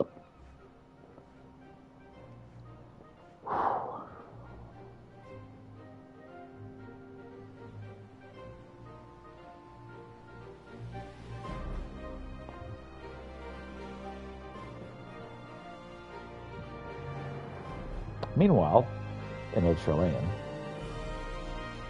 think that's how they pronounce that, right?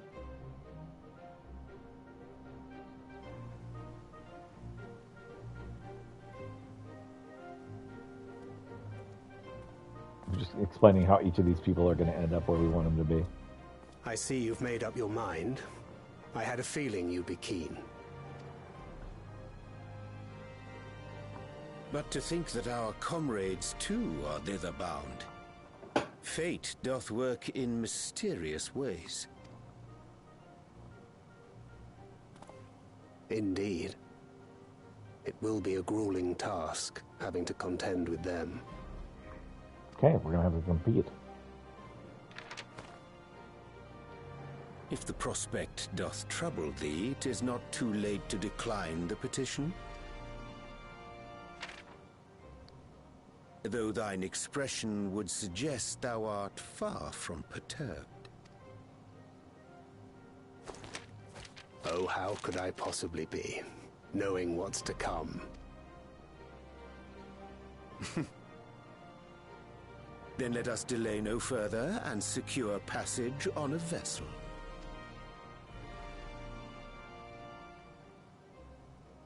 Aye. This will be a mission to remember.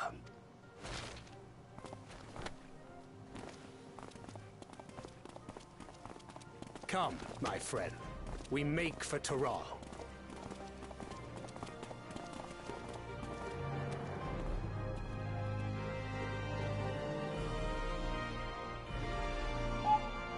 So I'll be on the opposite end from Orianje and Thancred. If that's any indication.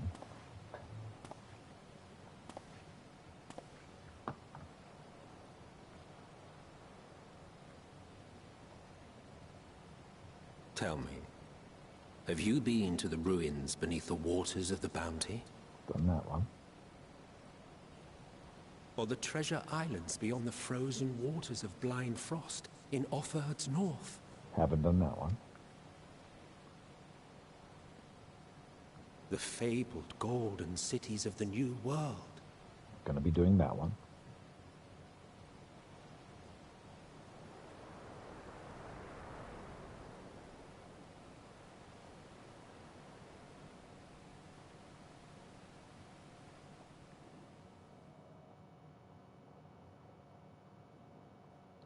Weigh anchor now. The tide is high, and dawn for new adventure nigh. Row forth to break horizon's bond and tread the gilded path beyond.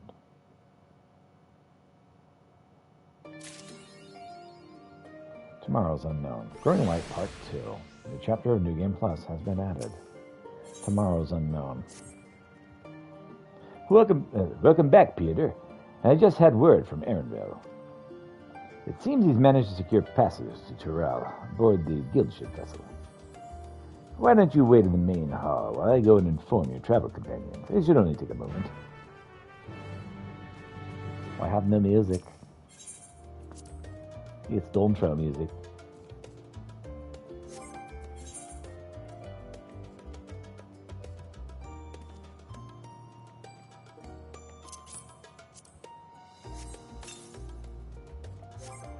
Knapsack personal effect.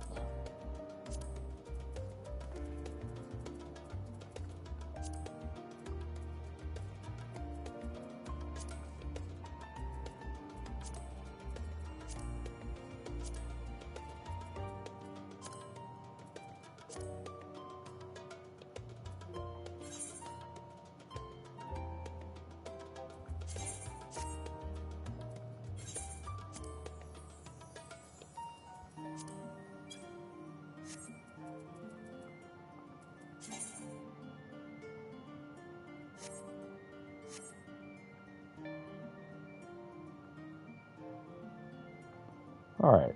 Well,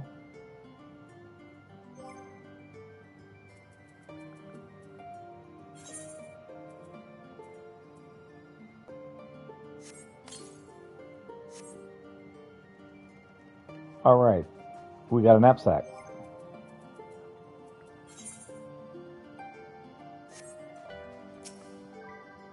Let's go.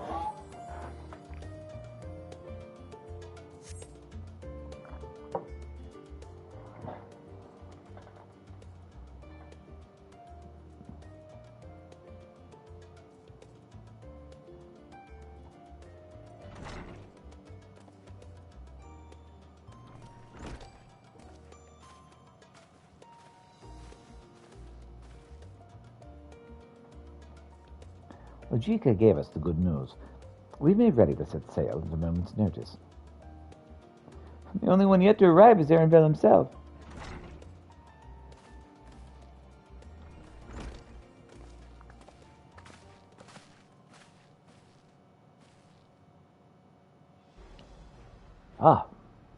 You're all healed. It took some persuasion, but the Cleaner's Guild ship has granted us passage aboard the vessel born for Tyrell. There will be other passengers, researchers and artisans and the like, so we'll need to share deck space. That's fine, Erenville. I doubt anyone expected we'd have a ship all to ourselves. We're not casting off just yet, so if you have any lingering concerns, now's the time to voice them. I would not call it a concern, but everyone's still clear on what it is we'll be doing in Tyrell, yes? We've not forgotten. The nation of Toyilal is in the midst of deciding its next ruler. As your chosen allies, we'll be assisting you during the rite of succession, and support your bid to become the Dawn Servant. In addition to that, Alfina and I will have another objective. As part of the reconstruction, Garlemald seeks ways to reconcile and re-engage with its neighbors. By visiting Tyrell, we hope to learn more about how its myriad cultures interact with one another, how they find common ground, and develop stronger ties, the sort of insights that might help our friends in Elsavad. But we'll pursue this goal in its own time. In our own time. You can rest assured we'll give the contest all due attention. That is all I ask. Otherwise, you're welcome to do as you like. You wanted to find out about your grandfather, right, Kryle? I did. Yes, as far as we could determine from the old missive I found, he'd been tasked with investigating the Golden City by your father, the Dawn Servant. Yet, oddly enough, we have no record of that investigation in our archives, and nothing to explain the earring which accompanied the letter. Thus, for reasons both official and personal, I should very much like to get to the bottom of this mystery. I'm sure there'll be a chance to speak with Papa. You can get your answers right from the source. I look forward to meeting him. In any case, you are not the only one with an interest in the City of Gold. The Golden City is a children's bedtime story. I am part of the expedition only because the Third Promise has commanded that I serve as guide. Still playing the part of stoic servant, I see. What of you? Don't you dare tell me you've changed your mind. Why sail and let the wind take us where she pleases?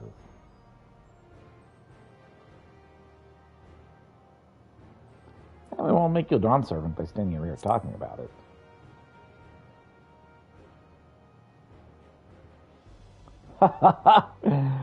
Benefaction. Right then. If all are still committed to the journey, then I say we make ready to depart. Yep.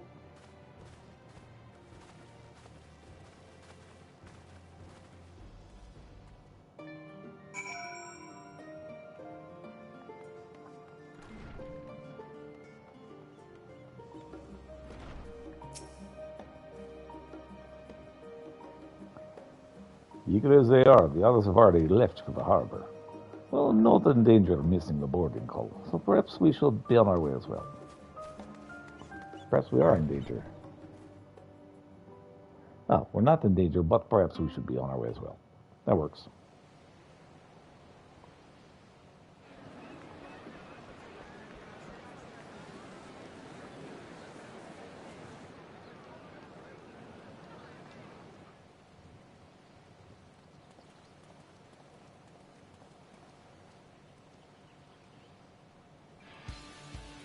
Savoring the moment? I can feel your excitement, your eagerness to explore the unknown. Well, for once, the fate of the world doesn't rest on our shoulders. We might even get a chance to enjoy ourselves. Do not be so quick to relax. Oh, Tyrell may seem but a short sail away on a map.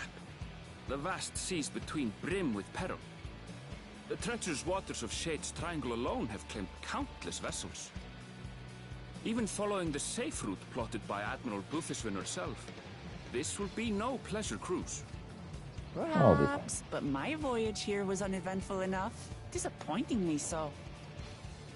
Either way, the two of you have first-hand experience, which will be of great comfort in the days ahead, I'm sure. All right.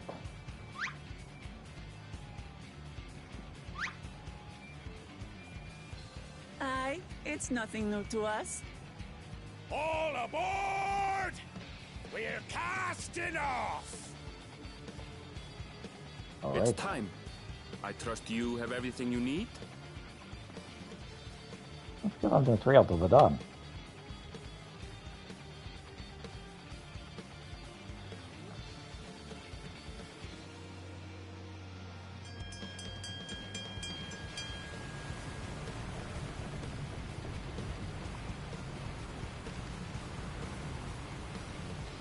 All right. And so does our ship cast off from the docks. We sail west, as Cattenram did some 80 years past, bound for the New World, known to her children as the continent of Toral.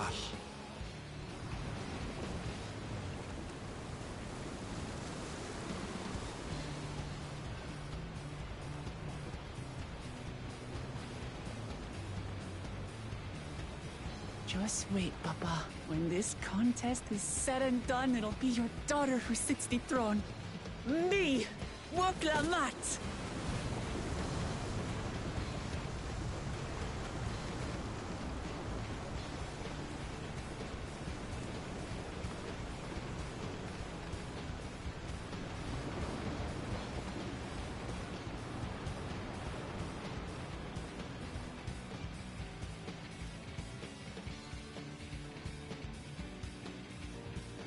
All right, I got an hour and a half to actually play some Dawn Trail.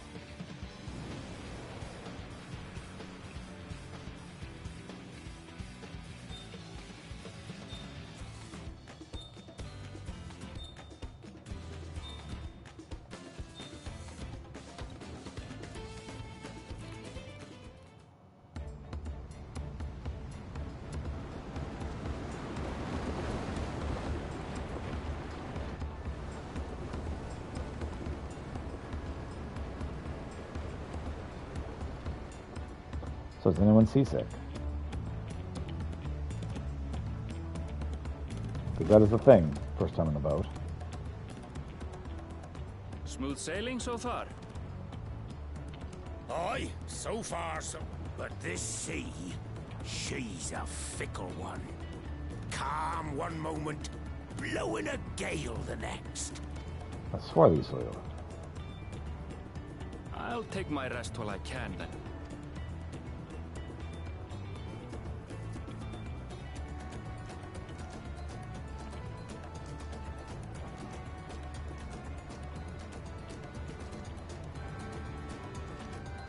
We left port what seems an age ago now, and we've seen naught but open water ahead. I knew Toral was far, but it's another thing to really know.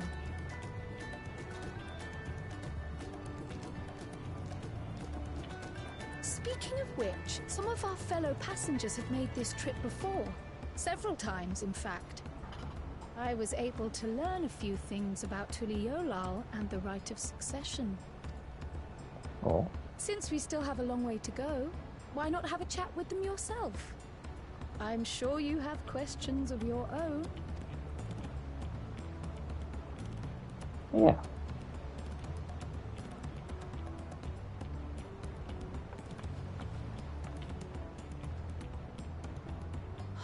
Did you look out across these same waters, Grandfather?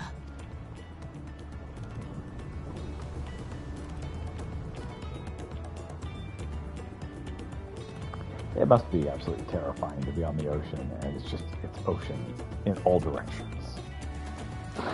It's like, oh, something were to happen, we're all dead.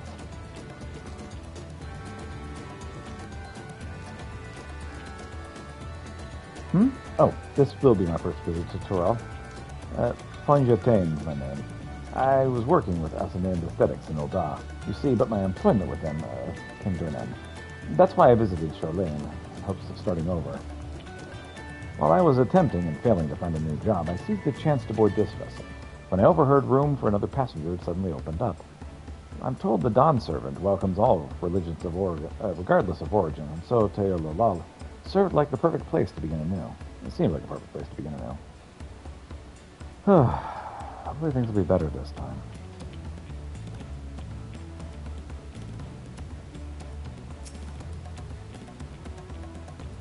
An adventurer, I presume. I'm a merchant myself, based in Uldar. Specialty imports and exports Eorzean and Tural both. Your first crossing the salt. This is your first crossing the salt, as they say. Do remember that the social mores of Eorzea are not necessarily the same as those over yonder. Consider this. It's not uncommon for the various races to be referred to instead of the names of certain clans. From the Makot, the Sardo, the Hrathgar, or Herbal. Not because every member of the clan is of the same race, mind, but because many individuals of said race are associated with that clan. A fair assumption in certain cases, but take care not to give offense. They go by their last names, not by their race. Did you want to make a wager? We're taking bets on who'll be the next who we set next to the Dawn Servant's shiny chair. There be 4 claimants in the royal succession. Your young Woodclabat's being one of them, of course. But from what Mamoja's bloke was telling us, the other 3 are all strong contenders. Not too keen to risk the coin of the 3rd promise.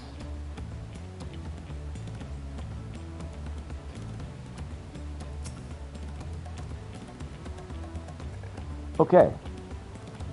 Amuljan. Did I have a voice for Amuljan yet?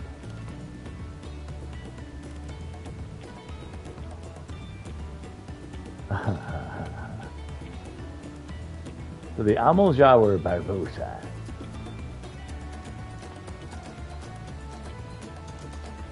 Okay.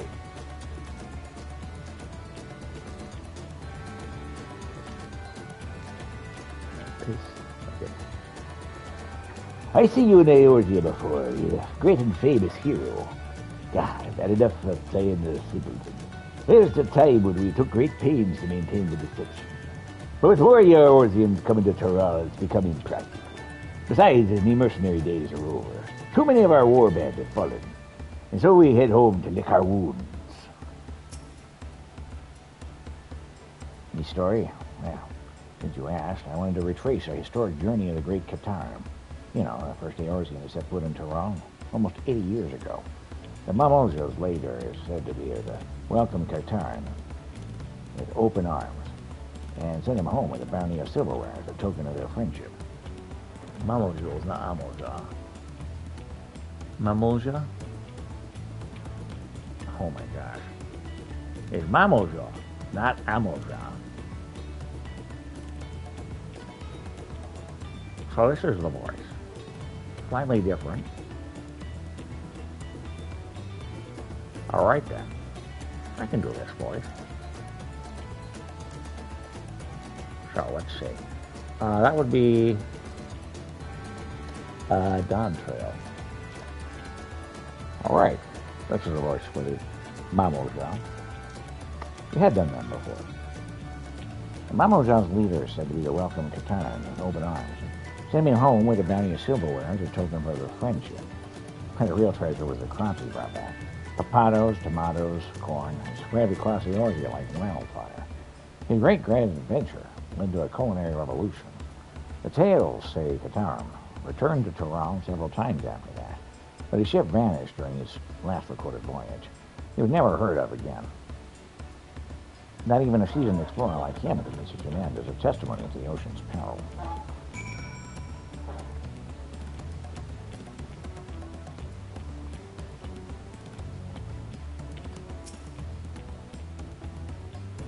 And did you learn anything of interest? A little of this and a little of that. Well, I hadn't heard about the clan names. We should have Waklamat and Ehrenville teach us the ones we should know. Actually, it's been getting a little chilly up here on deck. Let's all gather in the cabin. Sure, we can do that.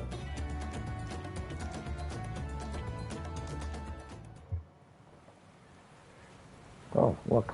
There's a storm in the distance. That's concerning.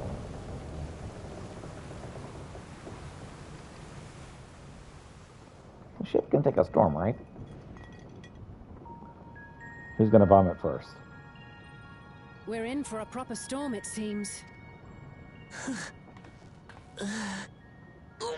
I will say, wins the award. How's your stomach? Any better? I don't know what you mean. I don't get seasick. Well, Clement wins the award. I'm just Correction. feeling a little nauseous is all. Isn't that what seasickness is? Right? Erenville, you were born in Tyrol, yes? Do many Vieira live there? The Shatona, as my people are called, have settlements mainly in the north, in Shaktural. And your family? Cool. I know nothing of my father, not even his name. As for my mother... Surprise.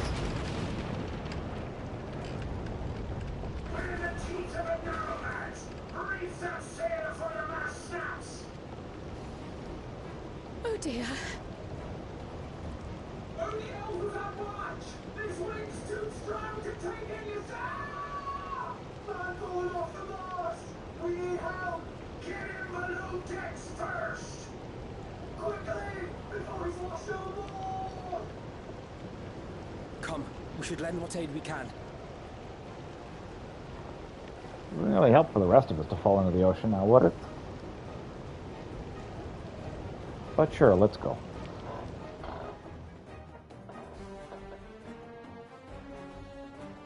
I have not seen the ocean rage with such fury before or since. Oh boy, it's not a hurricane.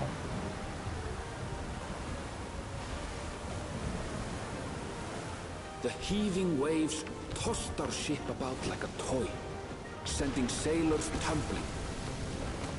The dauntless Alizé, quick to the rescue, was almost lost to the sea herself.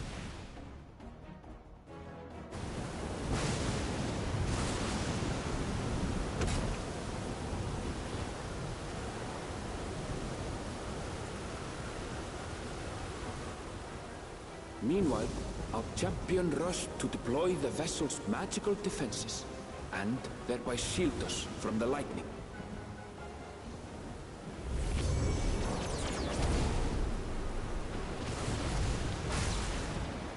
That's what good. An extraordinary life he must lead to be able to operate such a device with practiced ease. I have not had a boring life, that is true. Vuklama, too, threw herself into the rescue efforts, though one might have mistaken her for another soul in distress.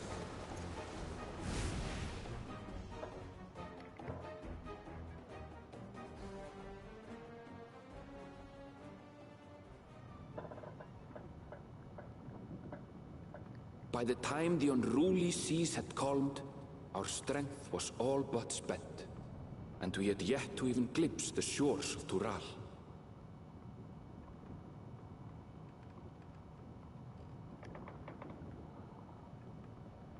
In retrospect, of course, that battle against the storm would prove a fitting prelude to the coming contest for the throne.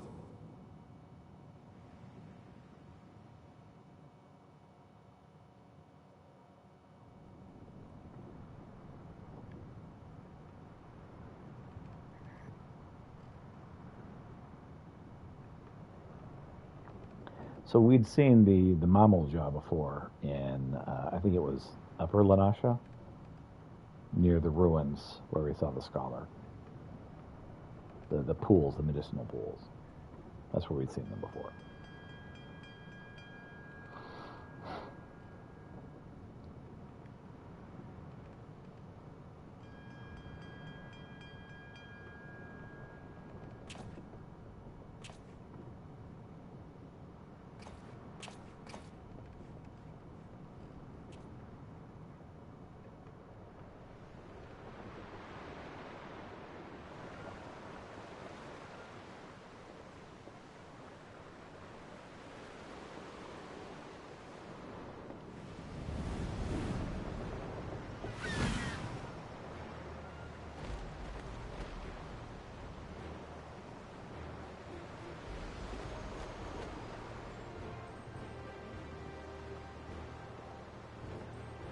Oh, it's a lovely bird with blue feet. What should we call it?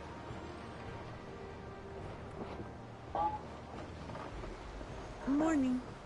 Joining us for some fresh air? Seems my belly has settled along with the weather, but I'll feel much better once we're on solid ground. Understandable.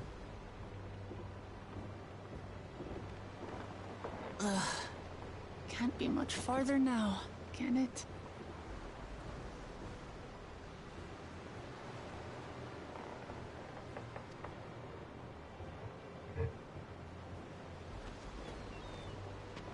Oh, I love those birds with the blue Seabirds. feet.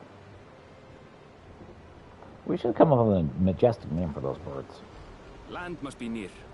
You need only hold out a while longer.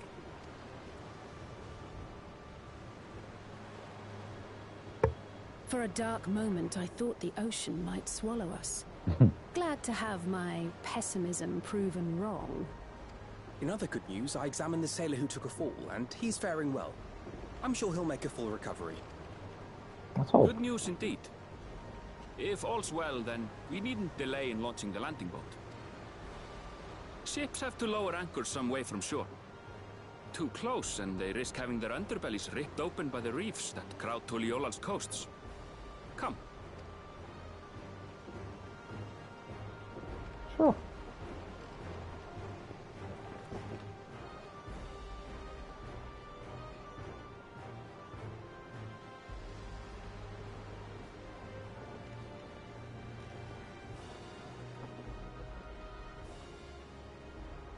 Thanks for bringing us all this way.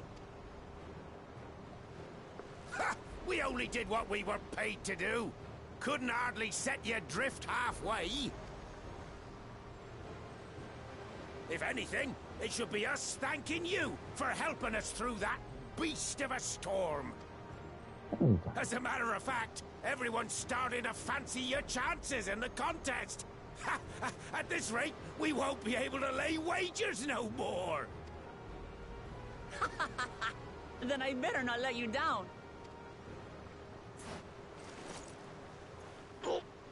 Easy, stomach. Easy. We're the last to board. If there's nothing left to say, then let's shove off, shall we?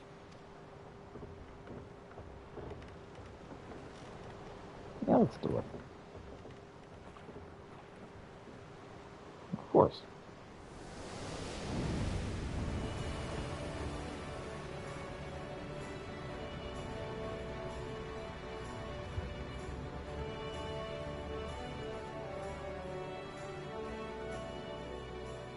Reefs. Blue seas, clear skies, and boundless possibilities. I dare say our destination will soon be in sight.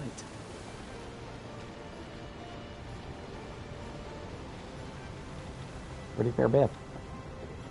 Enjoying yourself for a change?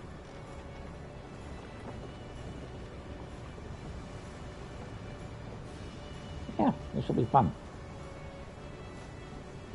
There, look, my friends. Behold the scene of our next great adventure.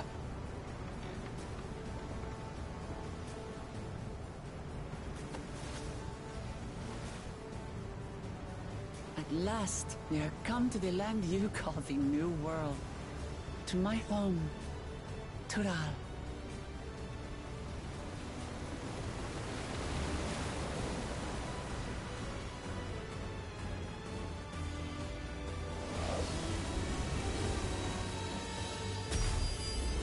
Done, Phil. Alright. About an hour left.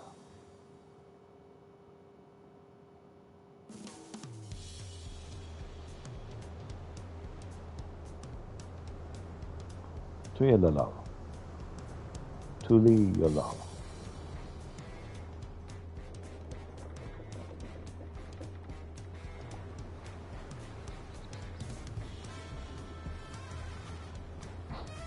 She's still not doing well.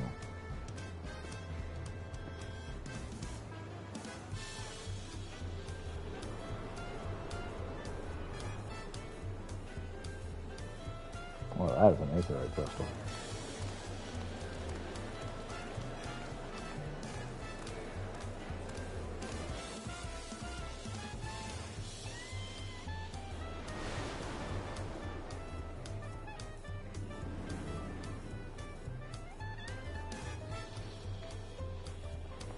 I'm reminded of Lahiland. The various structures there. Gods, I've seen cities with an impressive mix of cultures, but this is something else. Quite cosmopolitan. Is that a... No. I've never seen Vanu feathers in that color before. Pretty cool. You'll find much here you never knew existed. There may be a sea route now, but visitors to Tulihyolal are still few and far between. And as we don't build seafaring ships, only a handful of Turali ever venture abroad.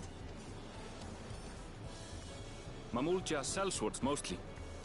Those willing to play the fool sail with Lominsan merchants to secure employment in Eorzea.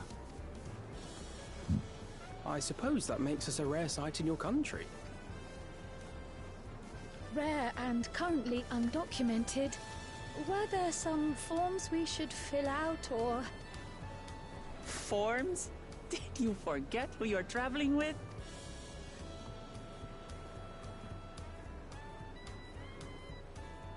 A little different from Shoreland. You are outsiders? Visitors to Tural? We are. Our nation is soon to hold a right of succession to choose its next dawn servant. We will not abide interference from foreign agents seeking to foment trouble. What brings you to Tulihyolal? I can answer that. These fine people are allies in my succession bid. Third promise. If you vouch for them, then all is well. Of course. Please, accept our apologies. No need to bow and scrape. That our soldiers are so diligent in their duties fills me with pride.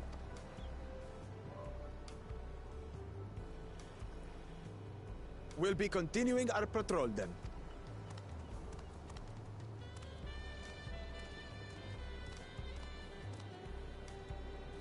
Well, well. You really are a figure of authority here. Are you suggesting I don't look the part?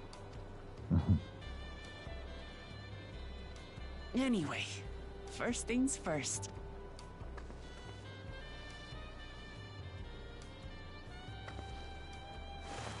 I bid you welcome to Tulihyolal.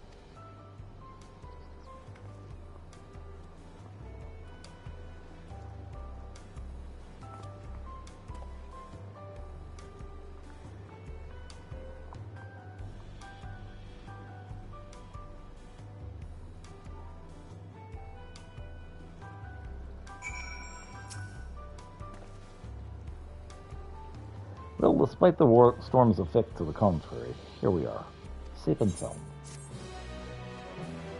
Huzzah! You've arrived at Tulihyolal. You can return to the city at any time by speaking with a swarthy sailor at Scholar's Harbor in Old Saarland. Yeah, well, that's because the journey tired you, but I'm sure you've endured far worse.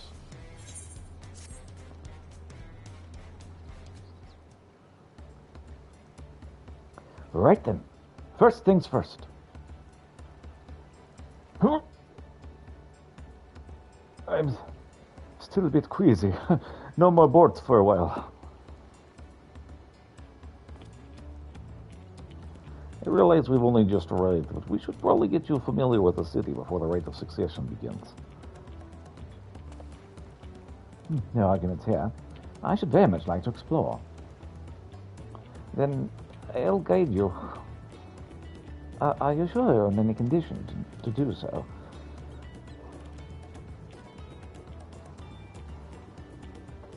Aha. We were wondering who these strange folk were. So the third promise has found us up some new followers then. Followers.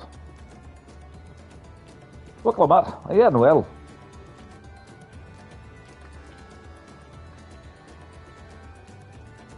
No, not at all. Could not be better. The third promise does not get seasick. No, sir. As for my hand-pick entourage here, I have recruited them to help me win the right of succession. I was about to show them around the city, in fact. Oh, well, that sounds lovely. A group of foreigners is going to attract attention, especially in the company of the Third Promise. Everyone will be curious. We certainly were. We certainly were. Your siblings have a tendency to command a respectful distance, but you're so easy to approach. And I enjoy it as much when you do. I enjoy it so much when you do. Please, don't ever worry that you're a bother to me. Oh, yeah, very kind. Good day to you, Third Promise.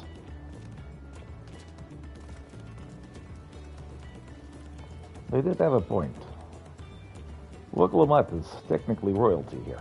Like it or not, a person in our station surrounded by this many outsiders is bound to draw a crowd. What? What do you mean, technically? I suggest we move in two groups so as to attract less attention. No, just technically ignoring me then.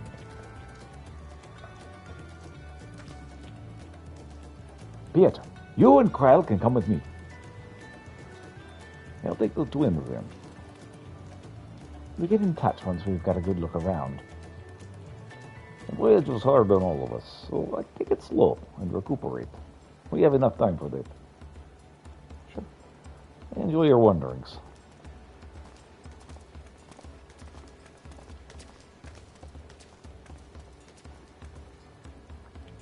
Perhaps you should wait a bit, at least until Wakalamet's nausea subsides. No need for that. Look, I'm ready to go. Yep, you look like you're doing fantastic.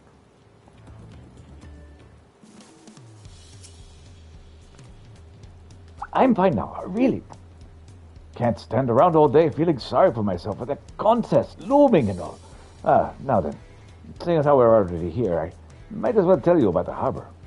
Erinville already mentioned the reefs and the coastal waters, which explains why you don't see any big ships moored in the docks. Only vessels with shallow drafts can navigate the bay.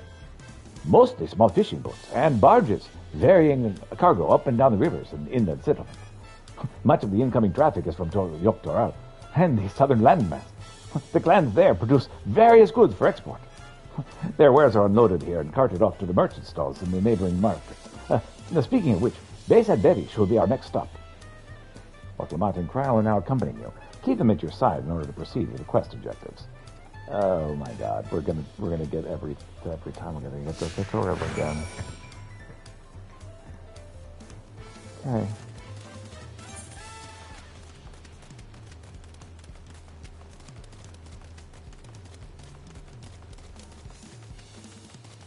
The entire game is going to be that tutorial every time.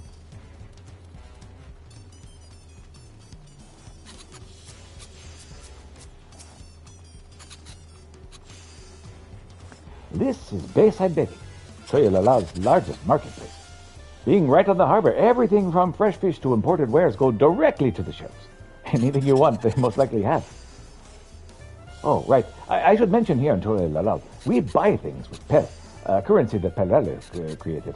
Don't worry, more and more trade is coming in from Neozia, so most shops are more than happy to accept your gift. There's also Wanamenge, a market to the east of here, but that can wait for another time. I have other places I want to show you first. Here, we can wait. We'll head back in a bit. Then northwards up the stairs in Central Plaza. Here, I can't wait to see the look on your faces.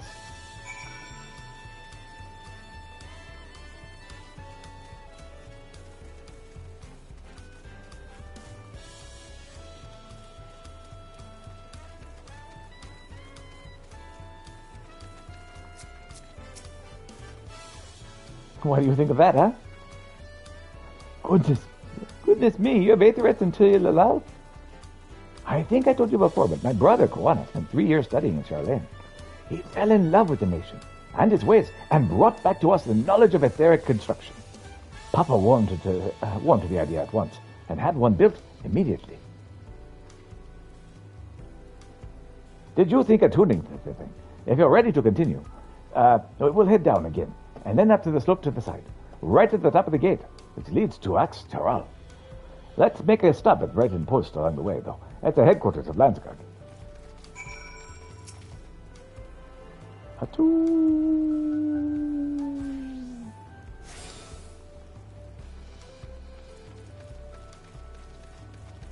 All right.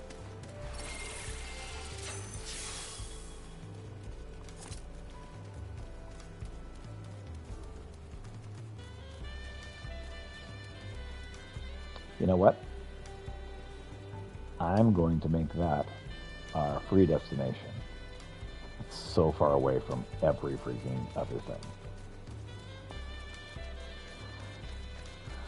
We're just gonna make this the place we go.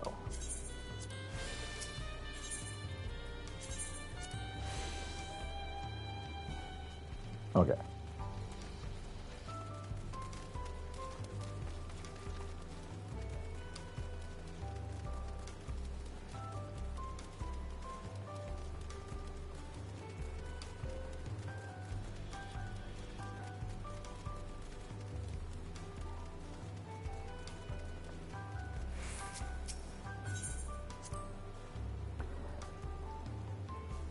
We had a lot of narrow, winding streets that crawl up the sides of the mountain. As you can see, though the boulders made sure the city's main thoroughfares are wide enough to accommodate wagons. Oh, nighttime. The trudging up and down all these slopes and stairs is exhausting. I understand now why Wakalamat gets her endless endurance. Except at sea, of course.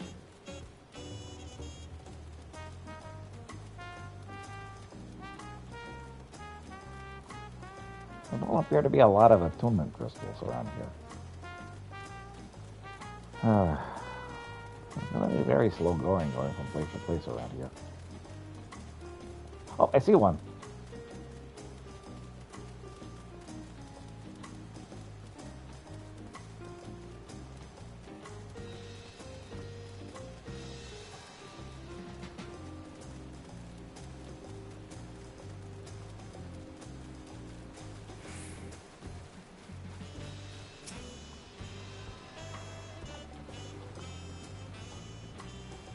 Alright, now that we've attuned to that shard.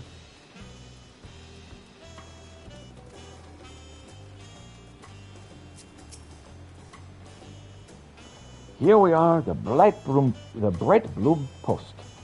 The soldiers stationed here are responsible for defending Tuyalala and preserving the peace. The Landsguard are led by our nation's strongest warrior, and so naturally, Papa has commanded them since the beginning. At least until 3 years ago, when Zeral Jad took over as commander. The title is no empty honor. It means the first promise is considered equal to the Dawn Servant in its martial strength. Meanwhile, I haven't even managed to... Well, I'll discuss my brothers and their accomplishments later. Alfino and Alessay should be around here to hear it too. Come on, it's time I showed you to the Sky Gate. It's right around the northern end of Talon March.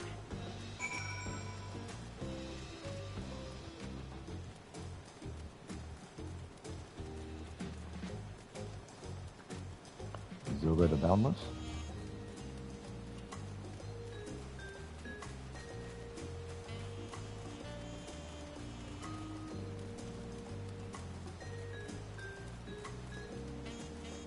Just touring the city.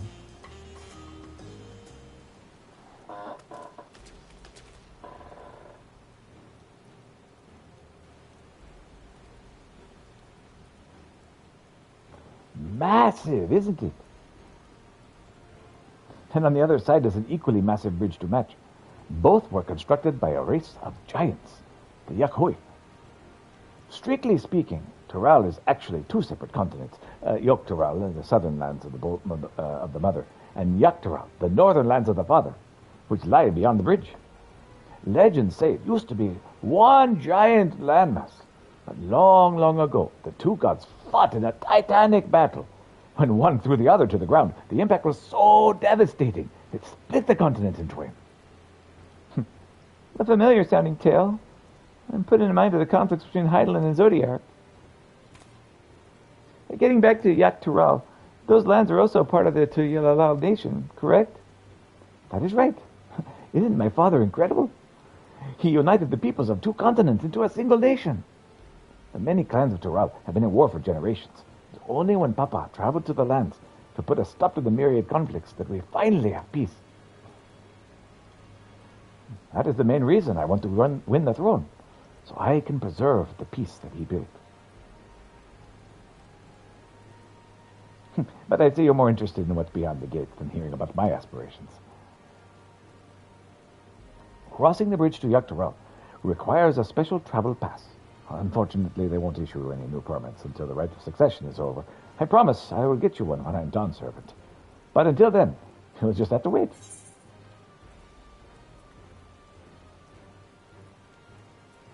I'll hold you till then. I've never broken my word. Once the throne is mine, that travel permit is yours. Awesome.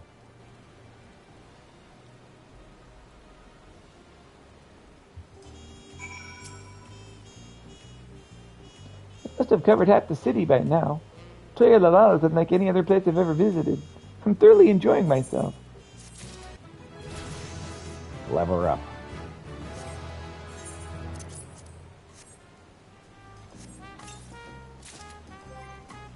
Okay. So, we are going to remove the fashion accessory.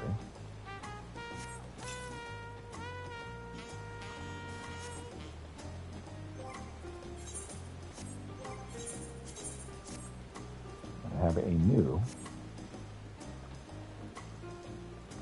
Star Globe. Ooh. Ooh. That is pretty. Alright. Can I color that? I can dye that.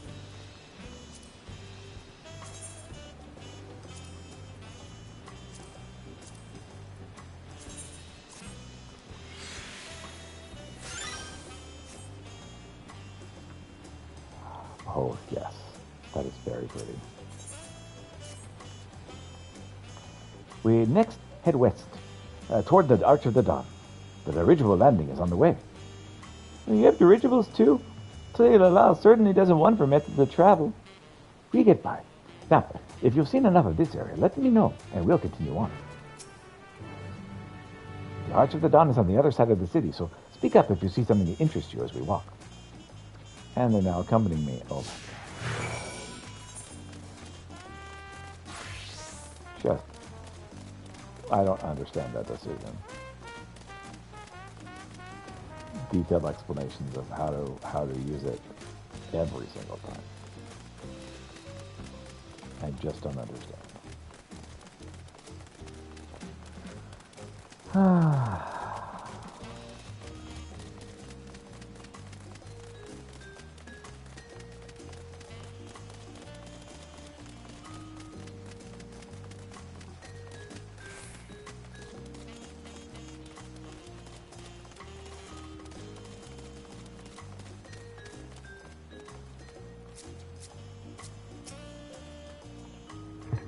I'm still struggling to conceive how one can construct an entire city on the side of a mountain.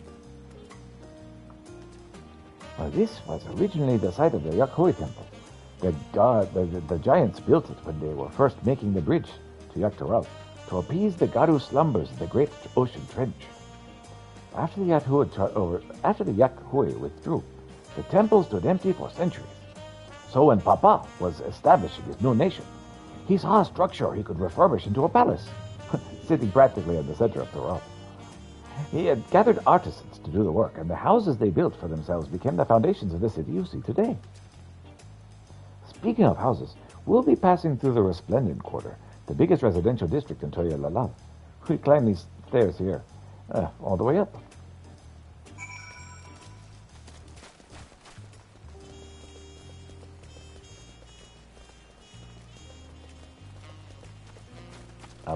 Up we go.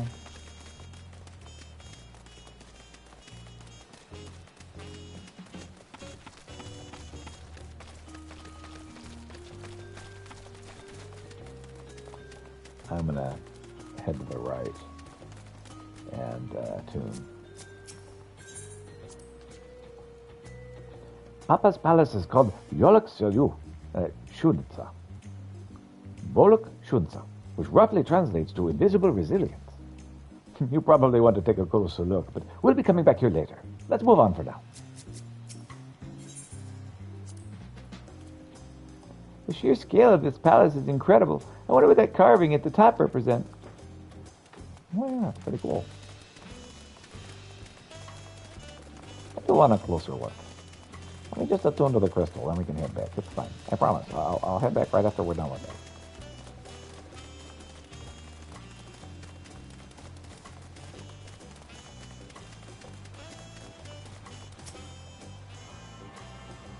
Achoo!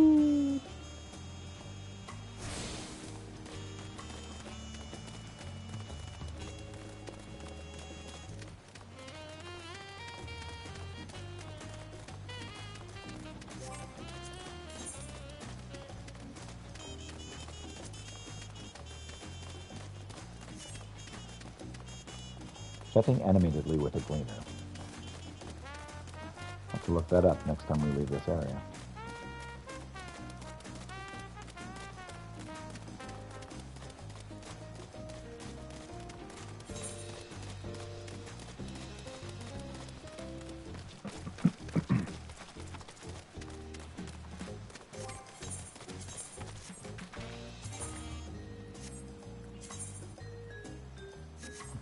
Check and make sure this is still the worst of the items.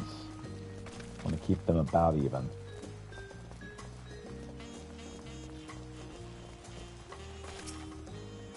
Get to this shard as well.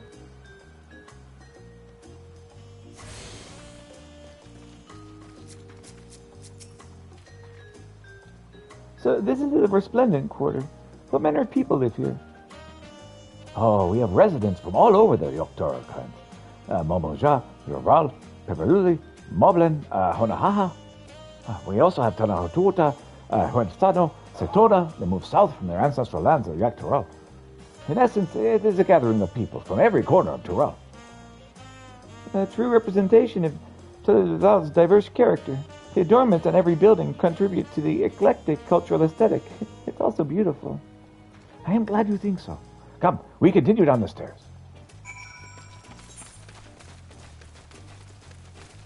That's not down the stairs.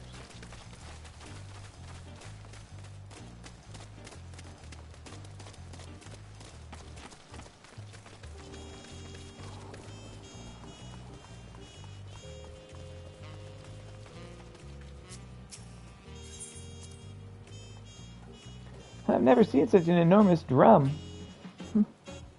How would one even use to beat such an instrument?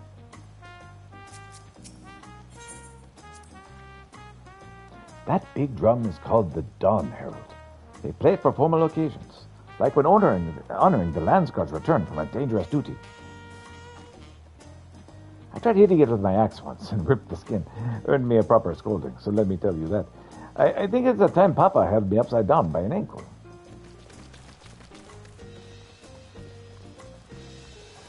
So we have befriended the weakest of the claims for the throne. All right, we've done that before. In the step. Welcome. It is the alpaca you seek. You can look no further. Before we get you saddled up, I need to add your name to our register. It'll make things smoother next time you need a ride. And maybe later.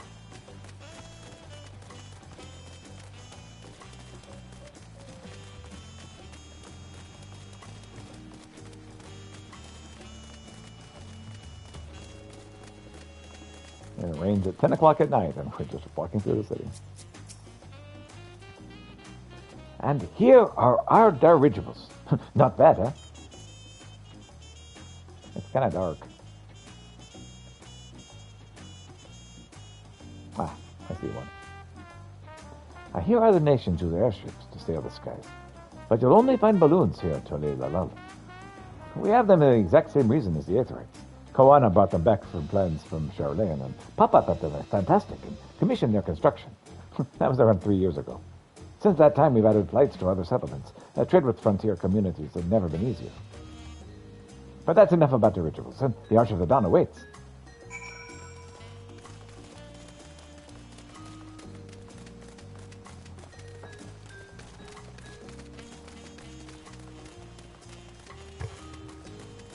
All right, let's tune to this crystal real quick.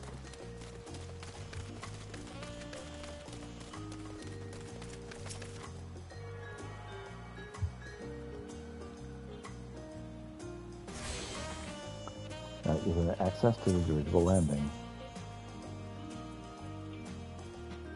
Listen, that one, and that one.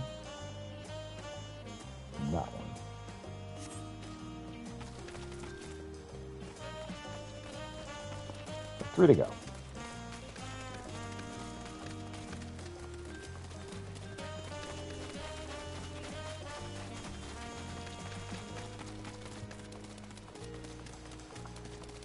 Oh, turn back on.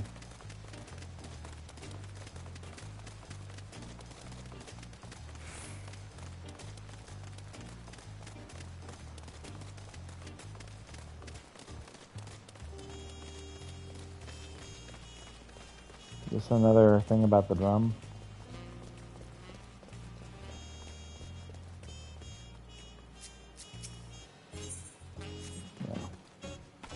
We already discussed the drum.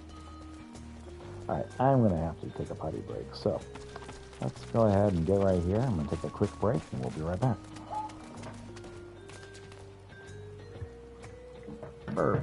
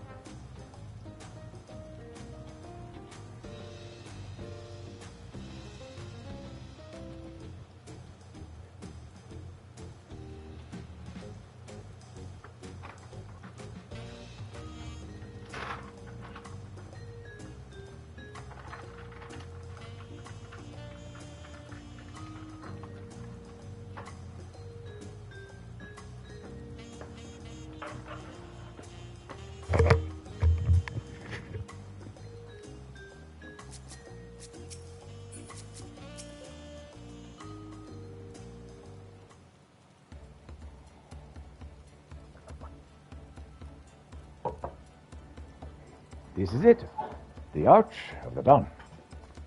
When the giants were still here, they're known as Yogg-Toro Landkid.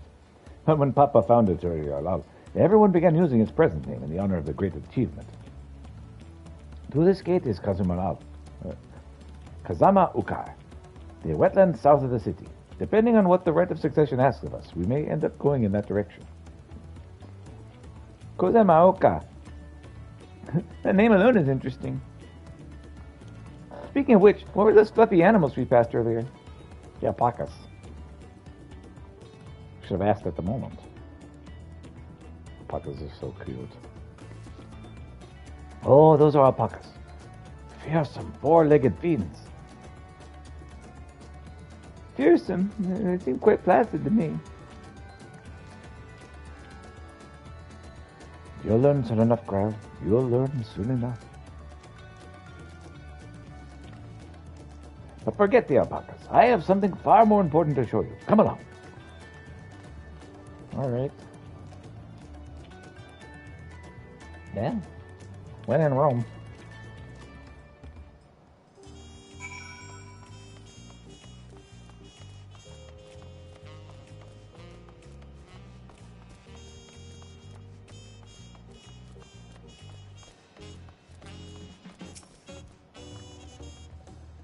If you wish to learn the history of Turialal, then look no further. The stone pillars, you mean?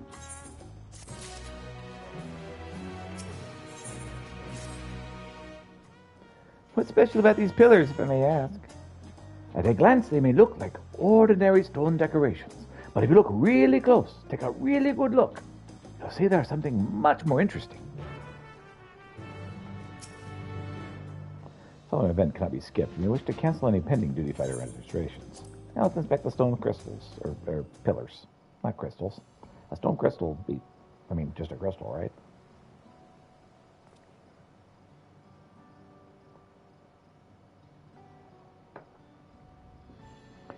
This is very Ronkin.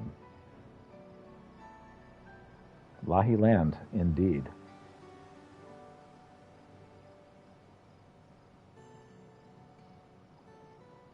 They're historical records, not unlike that of the Lahi, the Ronkans.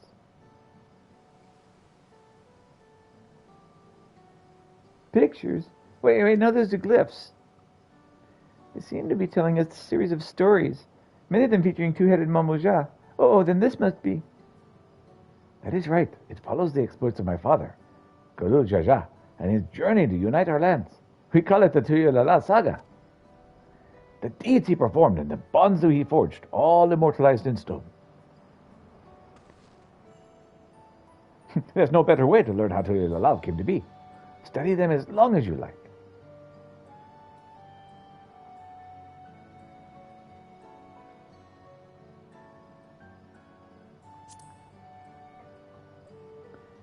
Lay of the Brotherhood. This pillar tells the lay of the Brotherhood. It depicts the scene where Papa granted an audience to the foreign explorer, Ket something. I can never remember the name. You mean Ketaram? Ah, that's the one. Ketaram's arrival in Tiraz was what prompted Papa to embark on his own journey. It's said that two grew to be close friends, brothers in spirit, if not in blood. But no one knows what became of the explorer in later years. Ketaram's disappearance is a mystery in Eorzea as well. The records say he traveled between our lands and yours for a while, and it's assumed he was lost at sea. Something happened to this guy. We're going to find out what. Next is the Lay of the Reeds. Here we have the Lay of the Reeds. It's the story of when Papa visited Hanu and their village in Kazamu Uka. Oh, the people of Alfino also mistook for Vanu. If not for the colorful plumage, he spent a fair bit of time amongst the Vanu in the City of Clouds, so it's no surprise he took an interest in our countrymen. I don't know how it is with your Vanu, but our Hanu are bright and cheerful sort. They hold this one festival every year, very famous, lots of fun.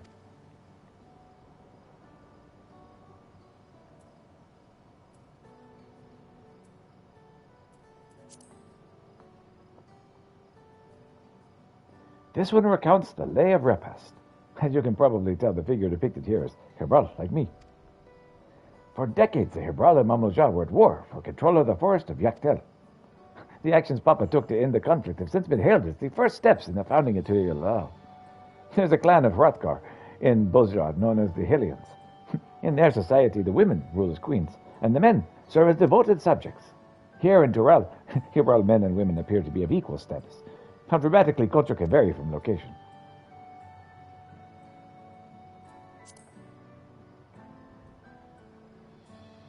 Let's see. This one is the Lay of the Pots, which depicts the moblins of Kozamauka.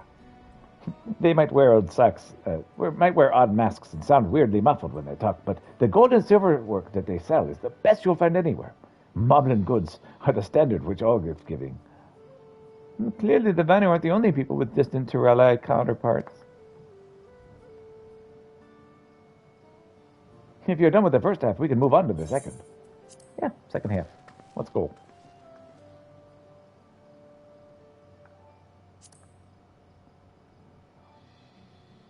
The Lay of Gold. This pillar shows one of the Pepalurbu, whose homeland is the Orapapacha. Having created their currency, the Pelu are rightfully known as the Merchant Clan. They oversee Tulala's markets, and their traveling peddlers are a common sight no matter where you go in Tural. Don't let their size fool you. They might be mistaken as children, but beneath those big masks, they're clever and calculating traders. That sounds familiar. Right, Kryl? Ah, this one's my favorite. The Lay of Ice. It depicts the battle with the legendary Turel Vidral, Vergamanda. I should explain. The Turel Vidral is a creature who lived far beyond his usual lifespan and awakened to preternatural power. The Tarot described the Far Eastern auspices in a similar fashion. Could this be the same phenomenon? Vergamanda himself is dubbed the Sky Ruin, a name earned for its destruction and terror it visited upon Turai everywhere it stirred from its slumber. But 80 years ago, or so, its ruinous reign was brought to an end. After a great struggle, Papa and his comrades managed to overcome the raging Vidral and sealed it away in the Orcopacha Mountains. Despite his reputation, however, Valar is the symbol of power. That's why you'll see its likeness in Turialal's national emblem and adorning the banners of the place. Scary bird, got it. Oh, this one is unmarked. Papa says he left a blank pillar for the next chapter in Turialal's history, whatever that might be.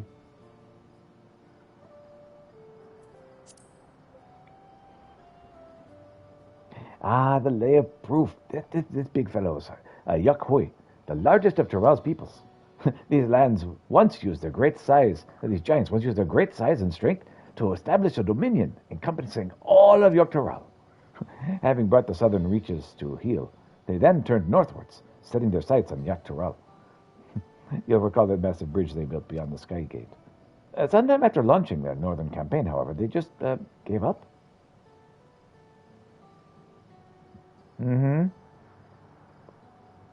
Yeah, this sounds kind of like whenever we were gifted lands by the Mexicans. They abandoned the lands they conquered and withdrew into the mountains of Orcopacha. I've never seen any of their kind so much as set foot in the city. Yeah, this was an annexation, is what this was. They were forced to heal. This is a people with the power and resourcefulness to raise a temple on a mountaintop and build a bridge across the sea with stone. What could move them to renounce their ambitions and their place in Turali history? They were forced to. That's what happened. Had your fill of history then? Oh, yes, thank you. I appear sufficiently whitewashed. Appreciate it. Thanks for the trip down memory lane, or history lane. Whatever. Glad to hear it. You know, I feel awfully hungry all of a sudden. No surprises there, seeing as I couldn't keep anything down for a while. But now I think I'm ready to eat again. Let us go and have ourselves a bite at the local delicacy. Come, I'll take you to the best restaurant in the city. I like the sound of that. Yeah, let's do it. Try some of your barbecue.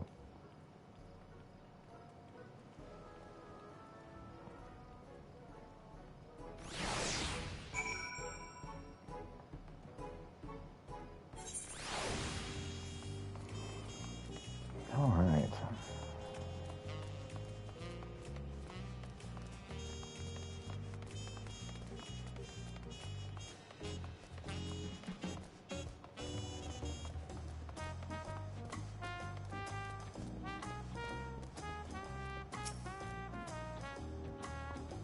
Have you ever had tacos? That's a yellow classic.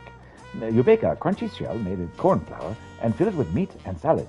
A lot of shops and stalls sell them, but I like how they're made here, and FFXIV the best. And I need one right about in front of me, right now. Let's head downstairs and place an order, the old Brook Evu. Oh, look, a great plan. Tacos sound wonderful.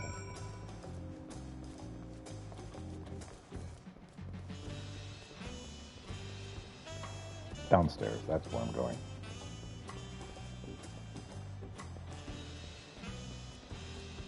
Might have to have a Taco Friday now.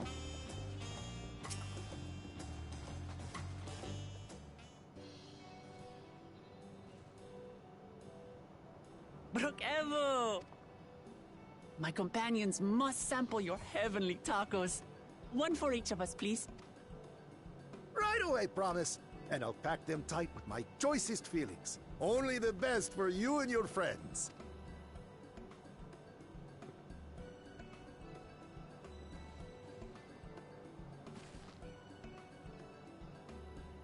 Did you hear the silver scares are back? Seems their overseas foray ended in disaster. More than half their warband is missing, including their leader. Aye. And now keen to rebuild their broken reputations, the survivors seek the Golden City. A fool's errand. How many hopefuls have disappeared in search of that fable? They should count their lucky stars they came home alive at all.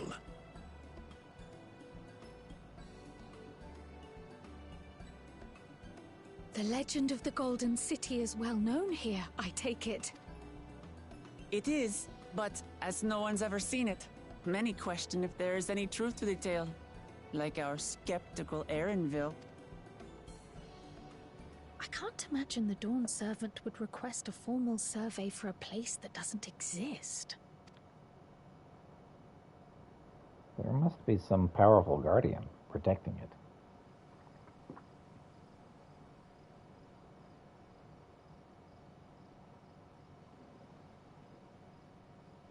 Now to find a spot with a pleasant view to enjoy our crunchy spoils. Yeah. Oh. Oh no. Oh. Oh. That's tragic.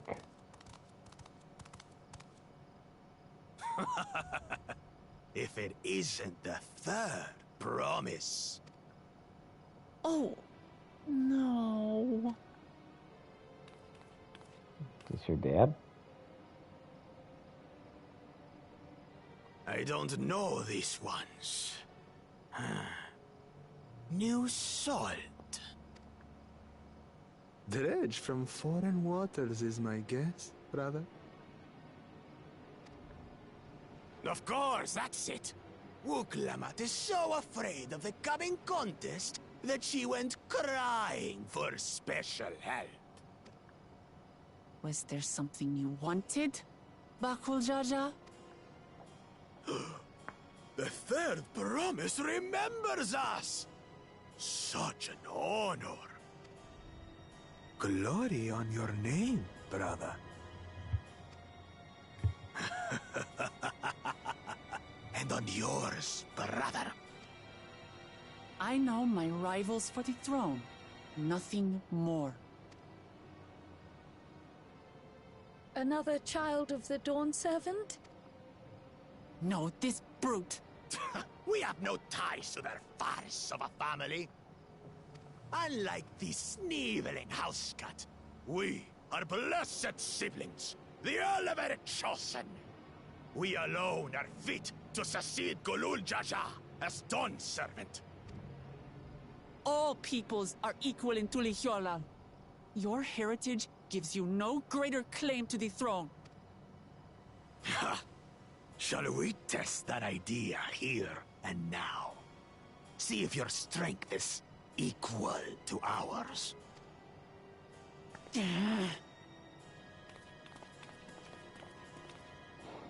None of this has any bearing on the right of succession, correct? Best not waste your energies on pointless scuffles. Yeah.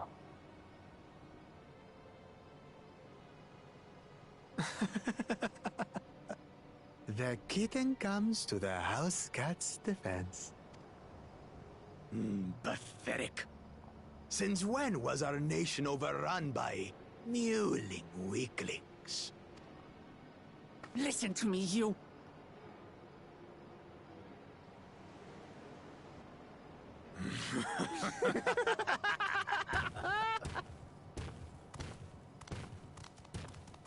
The sun is preparing to rise. A two-headed Mamulja. I knew of them, but that's the first I've seen in the flesh. Some get it into their twin heads that they're destined to follow in my father's footsteps. So they travel to distant lands to hone their battlecraft. Those are likely the ones you've heard about. Are there other two-headed claimants? No, just Bakul Jaja. Even in Tural, his kind are far from common. The Mamulja people largely belong to one of three clans. The Hubigo, the Bunewa, and the Dopro. Every once in a great while, a two-headed offspring is born from a union between the brown-scaled Ubiko and the blue-scaled Bunewa. The child grows to possess immense strength, both physical and magical. Blessed siblings indeed. Forget them. Let's go and buy more tacos. I can think of nothing better to rid me of this bad taste in my mouth. Yeah, that came from all the vomiting. Enjoying your tour of the city, I trust. We've seen our share of notable sights and took a moment to rest. As such, we're ready to present ourselves at the palace for the rite of succession. Shall we meet you there? The palace it is. I'll let Wuklamart know. Destiny calls. Perhaps we can return for more tacos later? So it goes. I imagine Crow would be a big fan of her, what with her hood.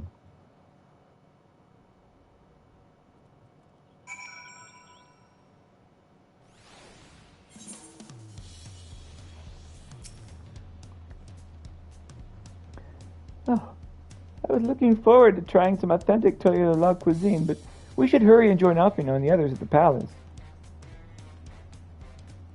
All right, it's a bit of a climb to the top, but you can head up from the resplendent quarter, or even from the eastern side of Talonmarch if you'd prefer.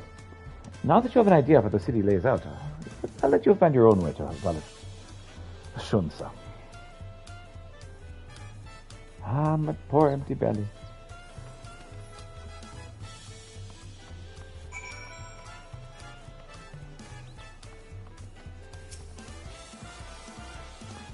Nothing else to attune to.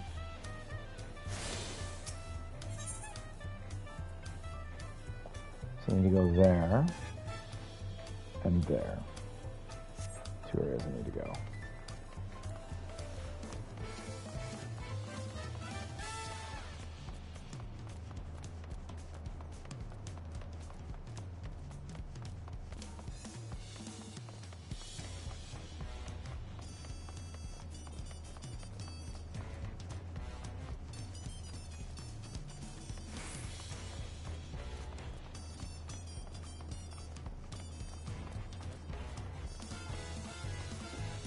20 minutes left. Time sure does fly.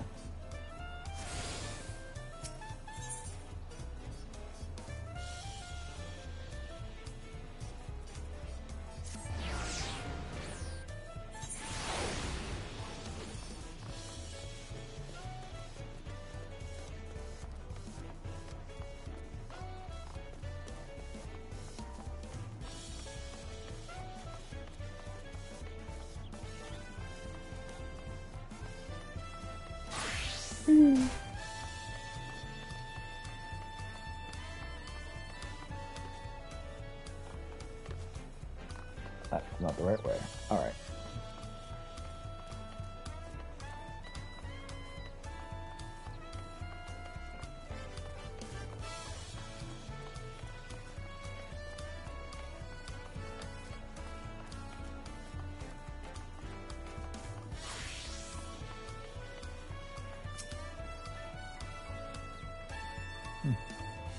Begging your pardon, sir, but house rules stipulate that we only serve those with prior approval.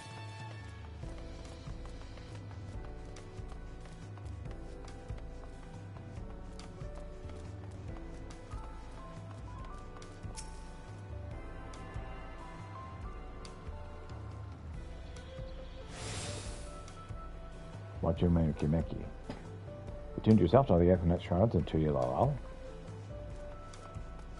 Check on summoning bell. Okay.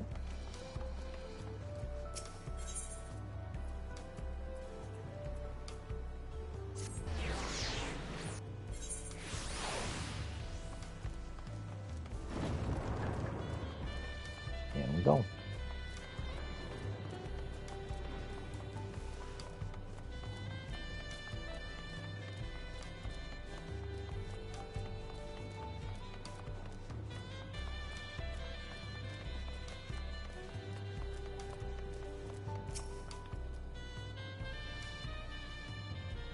There's so many narrow, winding streets. Even if you get lost, all you have to do is keep heading up, and you'll arrive at the palace eventually. Oh, you made it. Good. And we're all here. I'm still hungry enough to eat a whole roasted colibri, but the contest won't wait for us forever.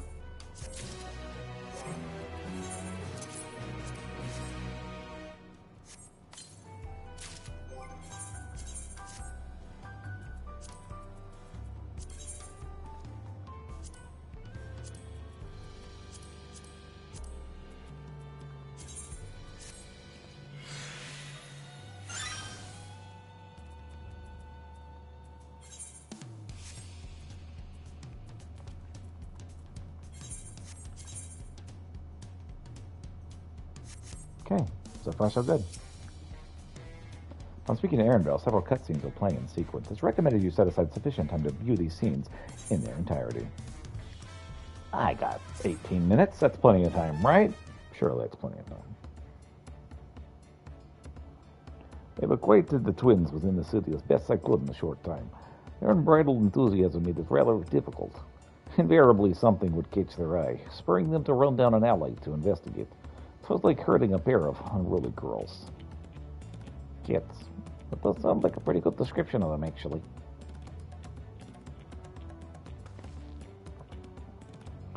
I understand all too well. Charlene has the same effect on me. Right then. Now it is time we show the inside of the palace. Papa will want to know I'm home, and I'm sure to meet the allies I've chosen. Sure I want to meet the allies I've chosen. Given how impulsive he is, though, there's no telling what we might be in store for. Tell them about the in for. That's what they said.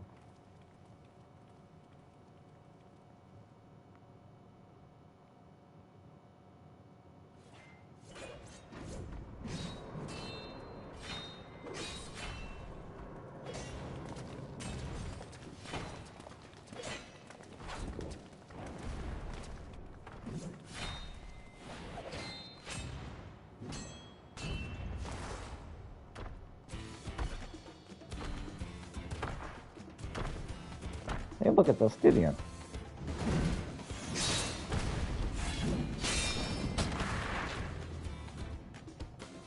Estinian? When did he get here? What's the point? Why is he here? Oh, you know this man? Whenever my father spots a promising opponent, he invites them to Sunperch to duel. Pressing duties or no, he can't resist a good fight. So the one Estinian is crossing blades with.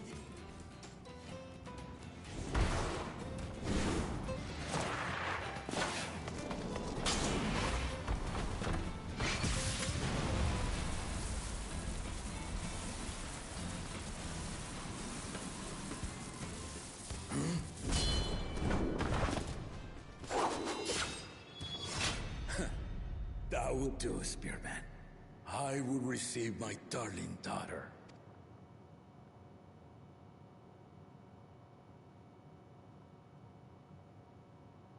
Know that you are the strongest I fought in many a moon, if not longer.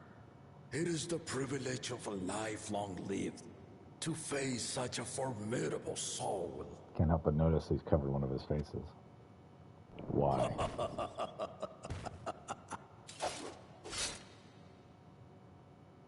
If it's formidable you want, then look no further than that man there. Hey.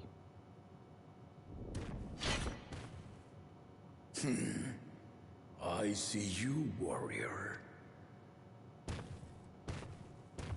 And I see you, person with two heads, but one of them covered.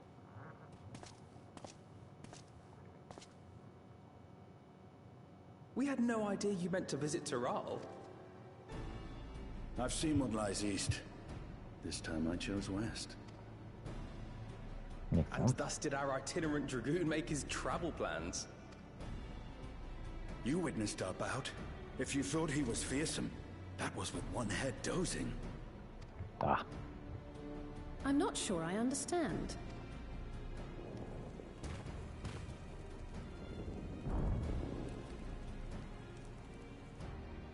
The old man has been feeling his years. The uncovered side is the head of resolve, and age has only deepened his love for combat. But the head of reason, wiser of the two, sleeps more and more these days. As I understand it, the veil helps with the restoration of his magical energies. Enough about me, Lamati. I want to hear of your adventures. Lamachi. A term of endearment. It's what my family calls me.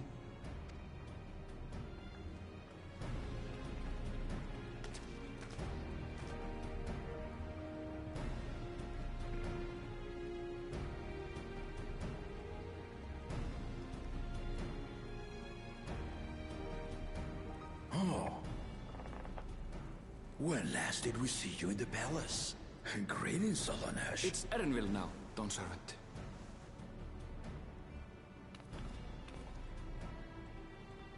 I took the name while abroad, and have since grown accustomed to it. Erenville, then. And these others? I assume are Lamati's recruited allies.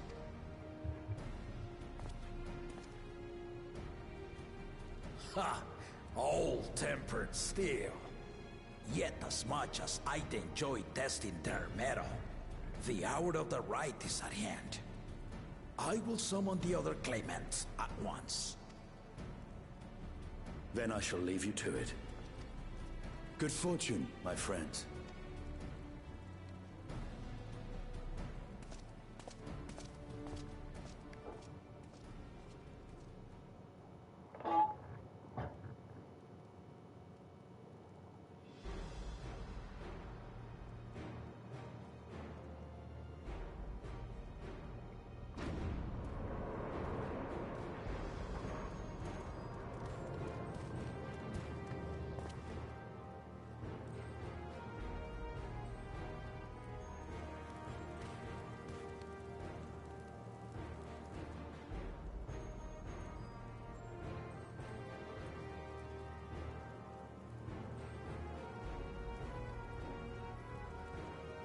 The claimants are assembled. The first promise, Zorolja. First in line. The second promise, Ona. Second in line. The third promise, Uklamat. Third in line.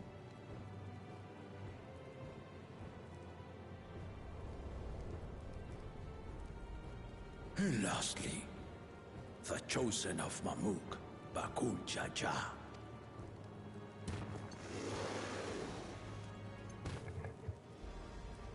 You four will compete in the right of succession, the outcome of which will decide who takes my place as Dawn Servant. I am not the man I once was. My wiser half sleeps the days away, and it is time I yield my position. But mine is a torch that has never been passed. Tuliyola is young, and so I look to the always for inspiration. The right of succession, the means by which the Autarch of Mamuk was chosen. Only the two-headed were deemed fit for this contest. But the Tuliyola I built is a nation of many peoples. Our leader needn't have two heads, nor be a Mamulja at all. So I gave the right of claimant, not only to the son I sired, but to my adopted children as well. Yet the opportunity to rule was still not equal. That is why a recent tournament offered a place in the contest as the winning prize.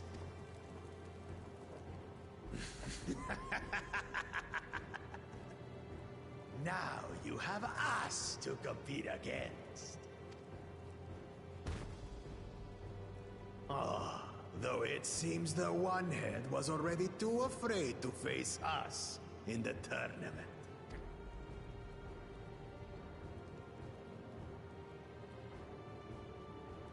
Our brother was in Shock Tural leading the Landsguard on a campaign to eradicate a Tural Vidral. Anyone with sense would know he was too busy for games.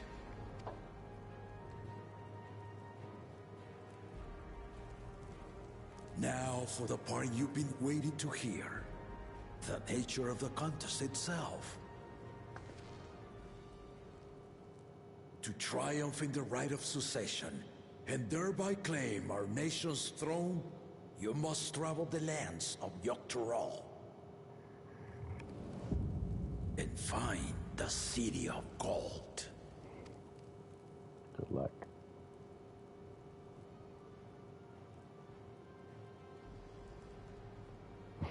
She's into it. If I may, Father. Speak, Kona. So we have a hunt, a race, if you will. The Golden City is an ancient Turali legend, but after so many failed attempts to find it, the story has become more fairy tale than fact. If you would charge us with such a quest, are we then to assume you have proof of the city's existence? Are you for us proof, my unbroken word? For I have seen it with my own 4 eyes.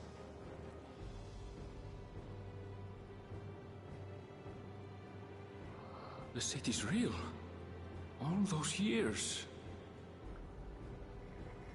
This was before the founding of Tuliyobo. I traveled the lands of Tural with my companions. And we ended our journey at the gates to the Golden City. I mean to have you do the same. But in order to achieve victory proper, you need to break the seal I put in place. So, travel to MacGuffin Land. Bring them.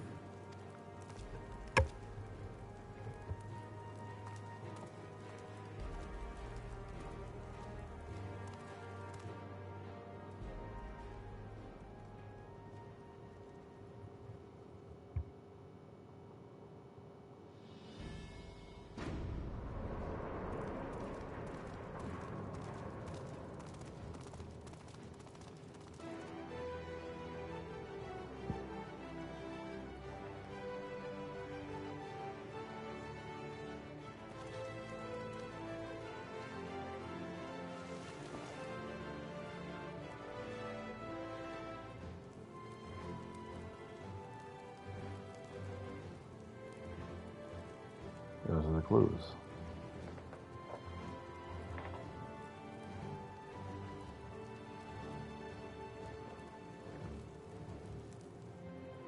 The Tuliyola saga. You will retrace the path I walked to unite our peoples, step by step. Along the way, 7 chosen electors will be waiting to measure your worth. Earn their keystones by performing the feats they ask of you. Once you've fitted each of the 7 tablets with the keystone, you'll have the key to unlock the seal on the Golden City's gates. So 7 trials.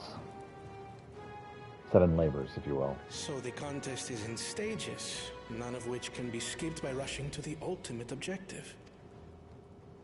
Exactly. Exciting, isn't it? Martial tournaments, hunting festivals, and now this? You do so love your contests, Papa. Were I a few years younger, I would have joined in myself, giving you a proper challenge. You may think the ride is tedious or nonsensical, or both. But I am yielding our nation's throne Let me have this final indulgence. A waste of time. Just name Bakunja just successor and be done with it. The rite of cessation begins now. I'll be watching you progress with great interest. And Clemens, remember to collect your tablets before you leave.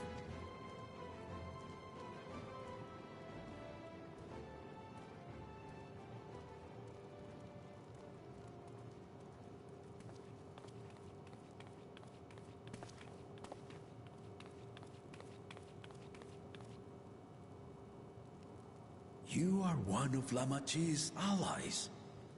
Speak freely. I am Cryle Baldessian, representative of the students of Baldessian. My name is perhaps familiar to you? Ah.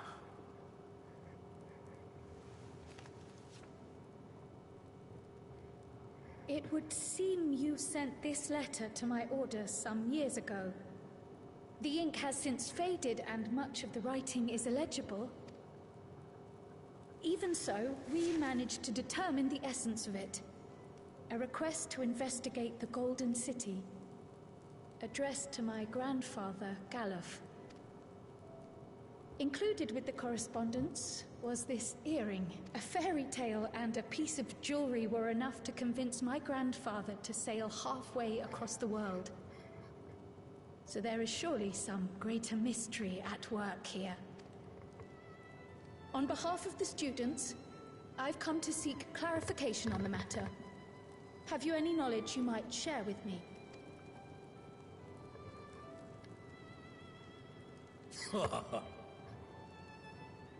No, not at this time. I have tasked the claimants with finding the Golden City. To fulfill your request would afford one of them an unfair advantage in the rite of succession.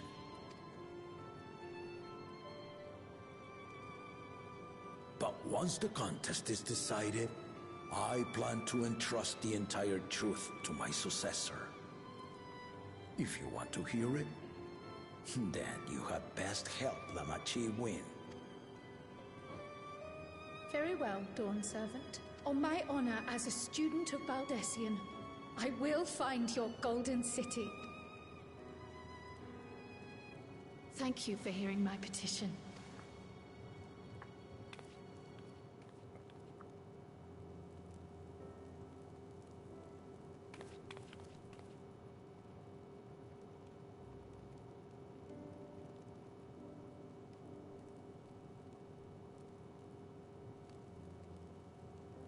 How about that? She's grown into a remarkable young woman. You should be proud, Galuf.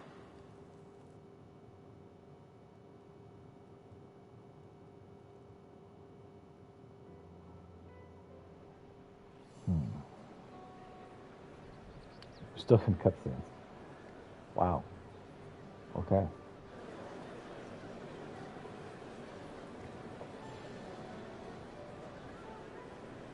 Too late to change your mind now, I suppose. But are you sure you wish to be part of this? Our third promise is not wont to take no for an answer.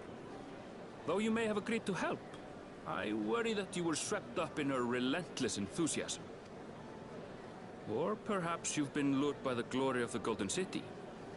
Either way, this contest for the throne will place you and yours at the heart of political turmoil. If you are second-guessing your decision, tell me now. This may be my last chance to help you withdraw.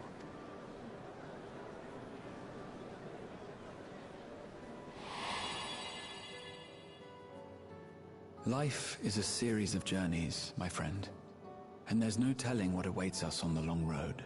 But what's important is to be true to yourself as you walk it. Only then can we hope to be content when we arrive at the end of one and step forward into another.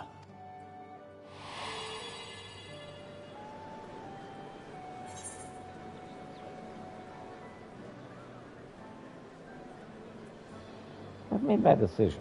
I'm going to see it through.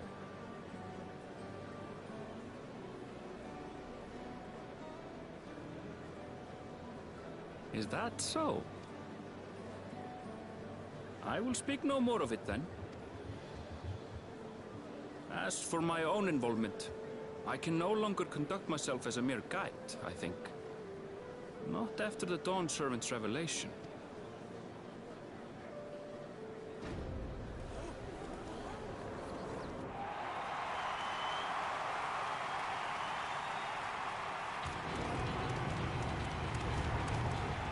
Here they come! It's Saralja! Such a fearsome mien. Make no mistake, there goes Tuliola's mightiest warrior. First promise, our village needs aid. The cold weather stunts our crops, and the children of our village go hungry. Once you ascend the throne, I beg of you, grant my people new lands, please! Serelja. Take heart, tiller of the soil. The Resilion son, blood heir to the Dawn Servant, has heard your pleas.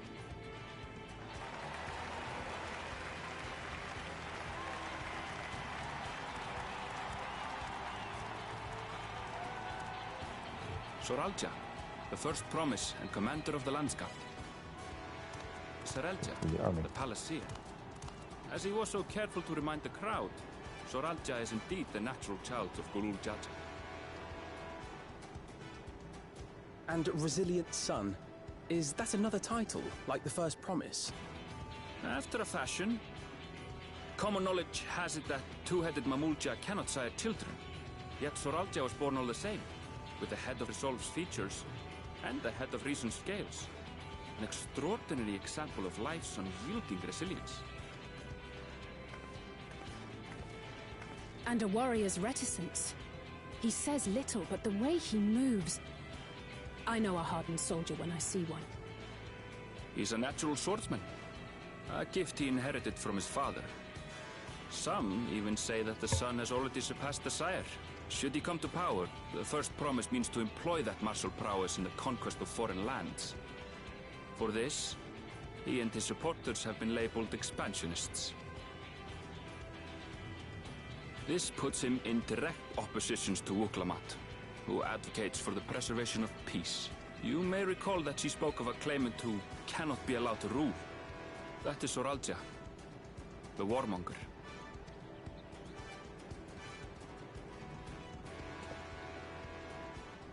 Kryl, are you all right? The echo. It gave me a glimpse into Zoralja's ambitions, deep and unknowable, like an abyss. Yet at the same time, a roaring, unquenchable fire. It was a trifle terrifying, to be frank. Oh, there you go.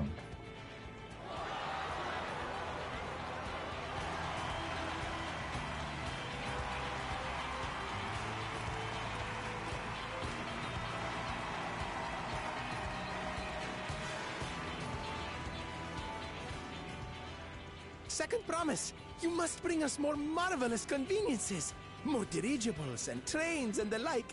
We need you in charge to make trading easier. The elders, they complain and complain about abandoning tradition. But we're not like them, afraid of everything foreign and new.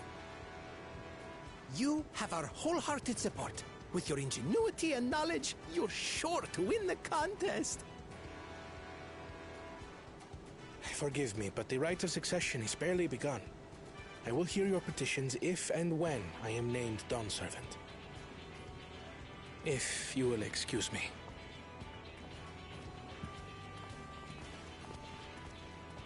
Plain spoken, as always. That's Arcona. Practical to a fault.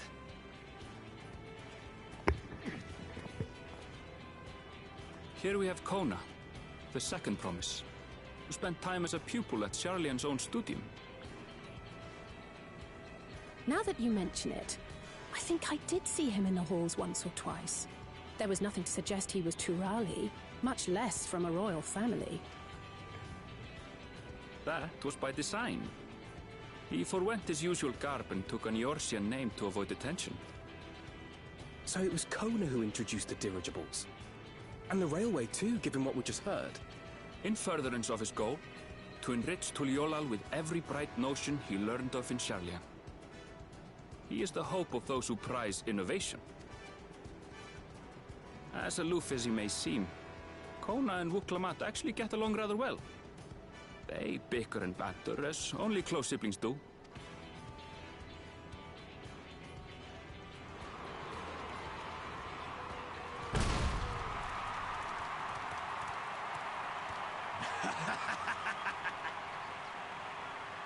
How gracious of you all to cheer the lesser Glabons.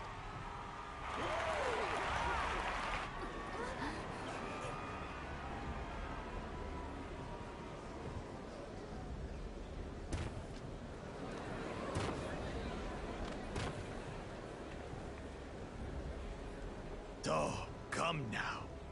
What are you afraid of? I'm no different from your Dawn servant. That my kind should reign is Mamulja tradition, and has been so since before there was a Tuliyola. I'll brush aside your feeble contenders, and then you'll see who deserves your deity. Well said, brother.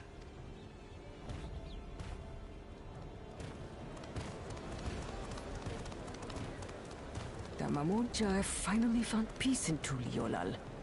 I pity those fanatics are intent on keeping that tradition alive. The chosen of Mamuk, Bakul Jaja, winner of the recent martial tournament, and the only claimant not of the Dawn's promise. His strength is undeniable, but you see how he is. A few devoted Mamulja are his only supporters. What would he do with the throne should he win it? His policies and so forth. I doubt he's thought much beyond winning the contest itself, but one thing seems certain. If he does become Dawn Servant, he will see the Mamulja exalted as the ruling class, and all others forced into subservience. Sounds like another that cannot be allowed to rule. Right.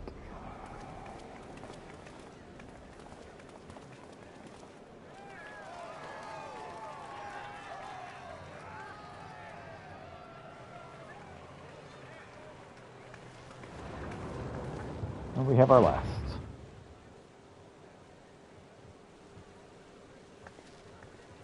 Not many hung around for her. We wish for one thing and one thing only, Third Promise. To abide together in harmony with our neighbors whom we love in this land we share. It is our way, the Turali way. Galul Jaja built for us this peaceful nation, and we beg you to preserve it. You have my word. I won't let your pleas go unanswered. Until Tuliolal was founded some 80 years ago, this continent was ravaged by war. The eldest among us remember that dark era, and they are Wuklamat's most ardent supporters.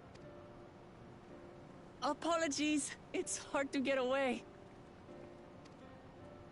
This is Namika, my childhood nursemaid. She's been like a mother to me my whole life. I told her it wasn't necessary, but she insisted on seeing us off.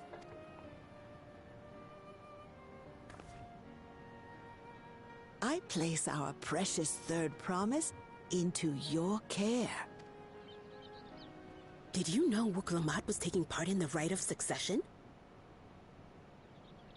Of the Dawn's promise? I thought it was only Zoralja and Kona. If she has any accomplishments to her name, I've yet to hear them.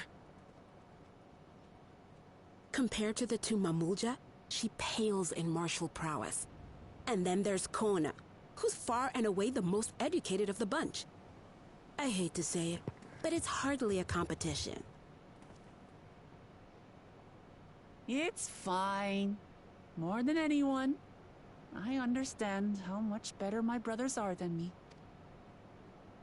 Better? Woklamat. I have never thought of you as the lesser sibling.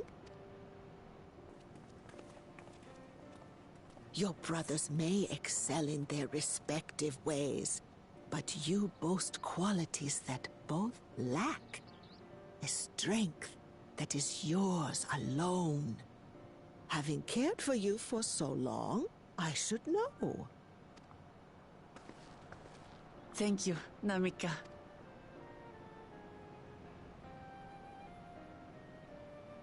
Well, we ought to be on our way. Yes, hurry along. I await word of your victory with bated breath.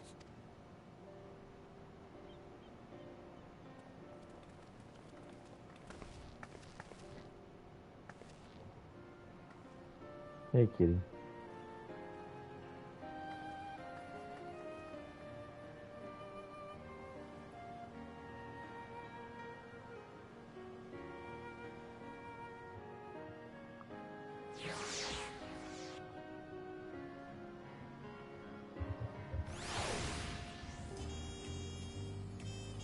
All right, well, that's going to be it for today.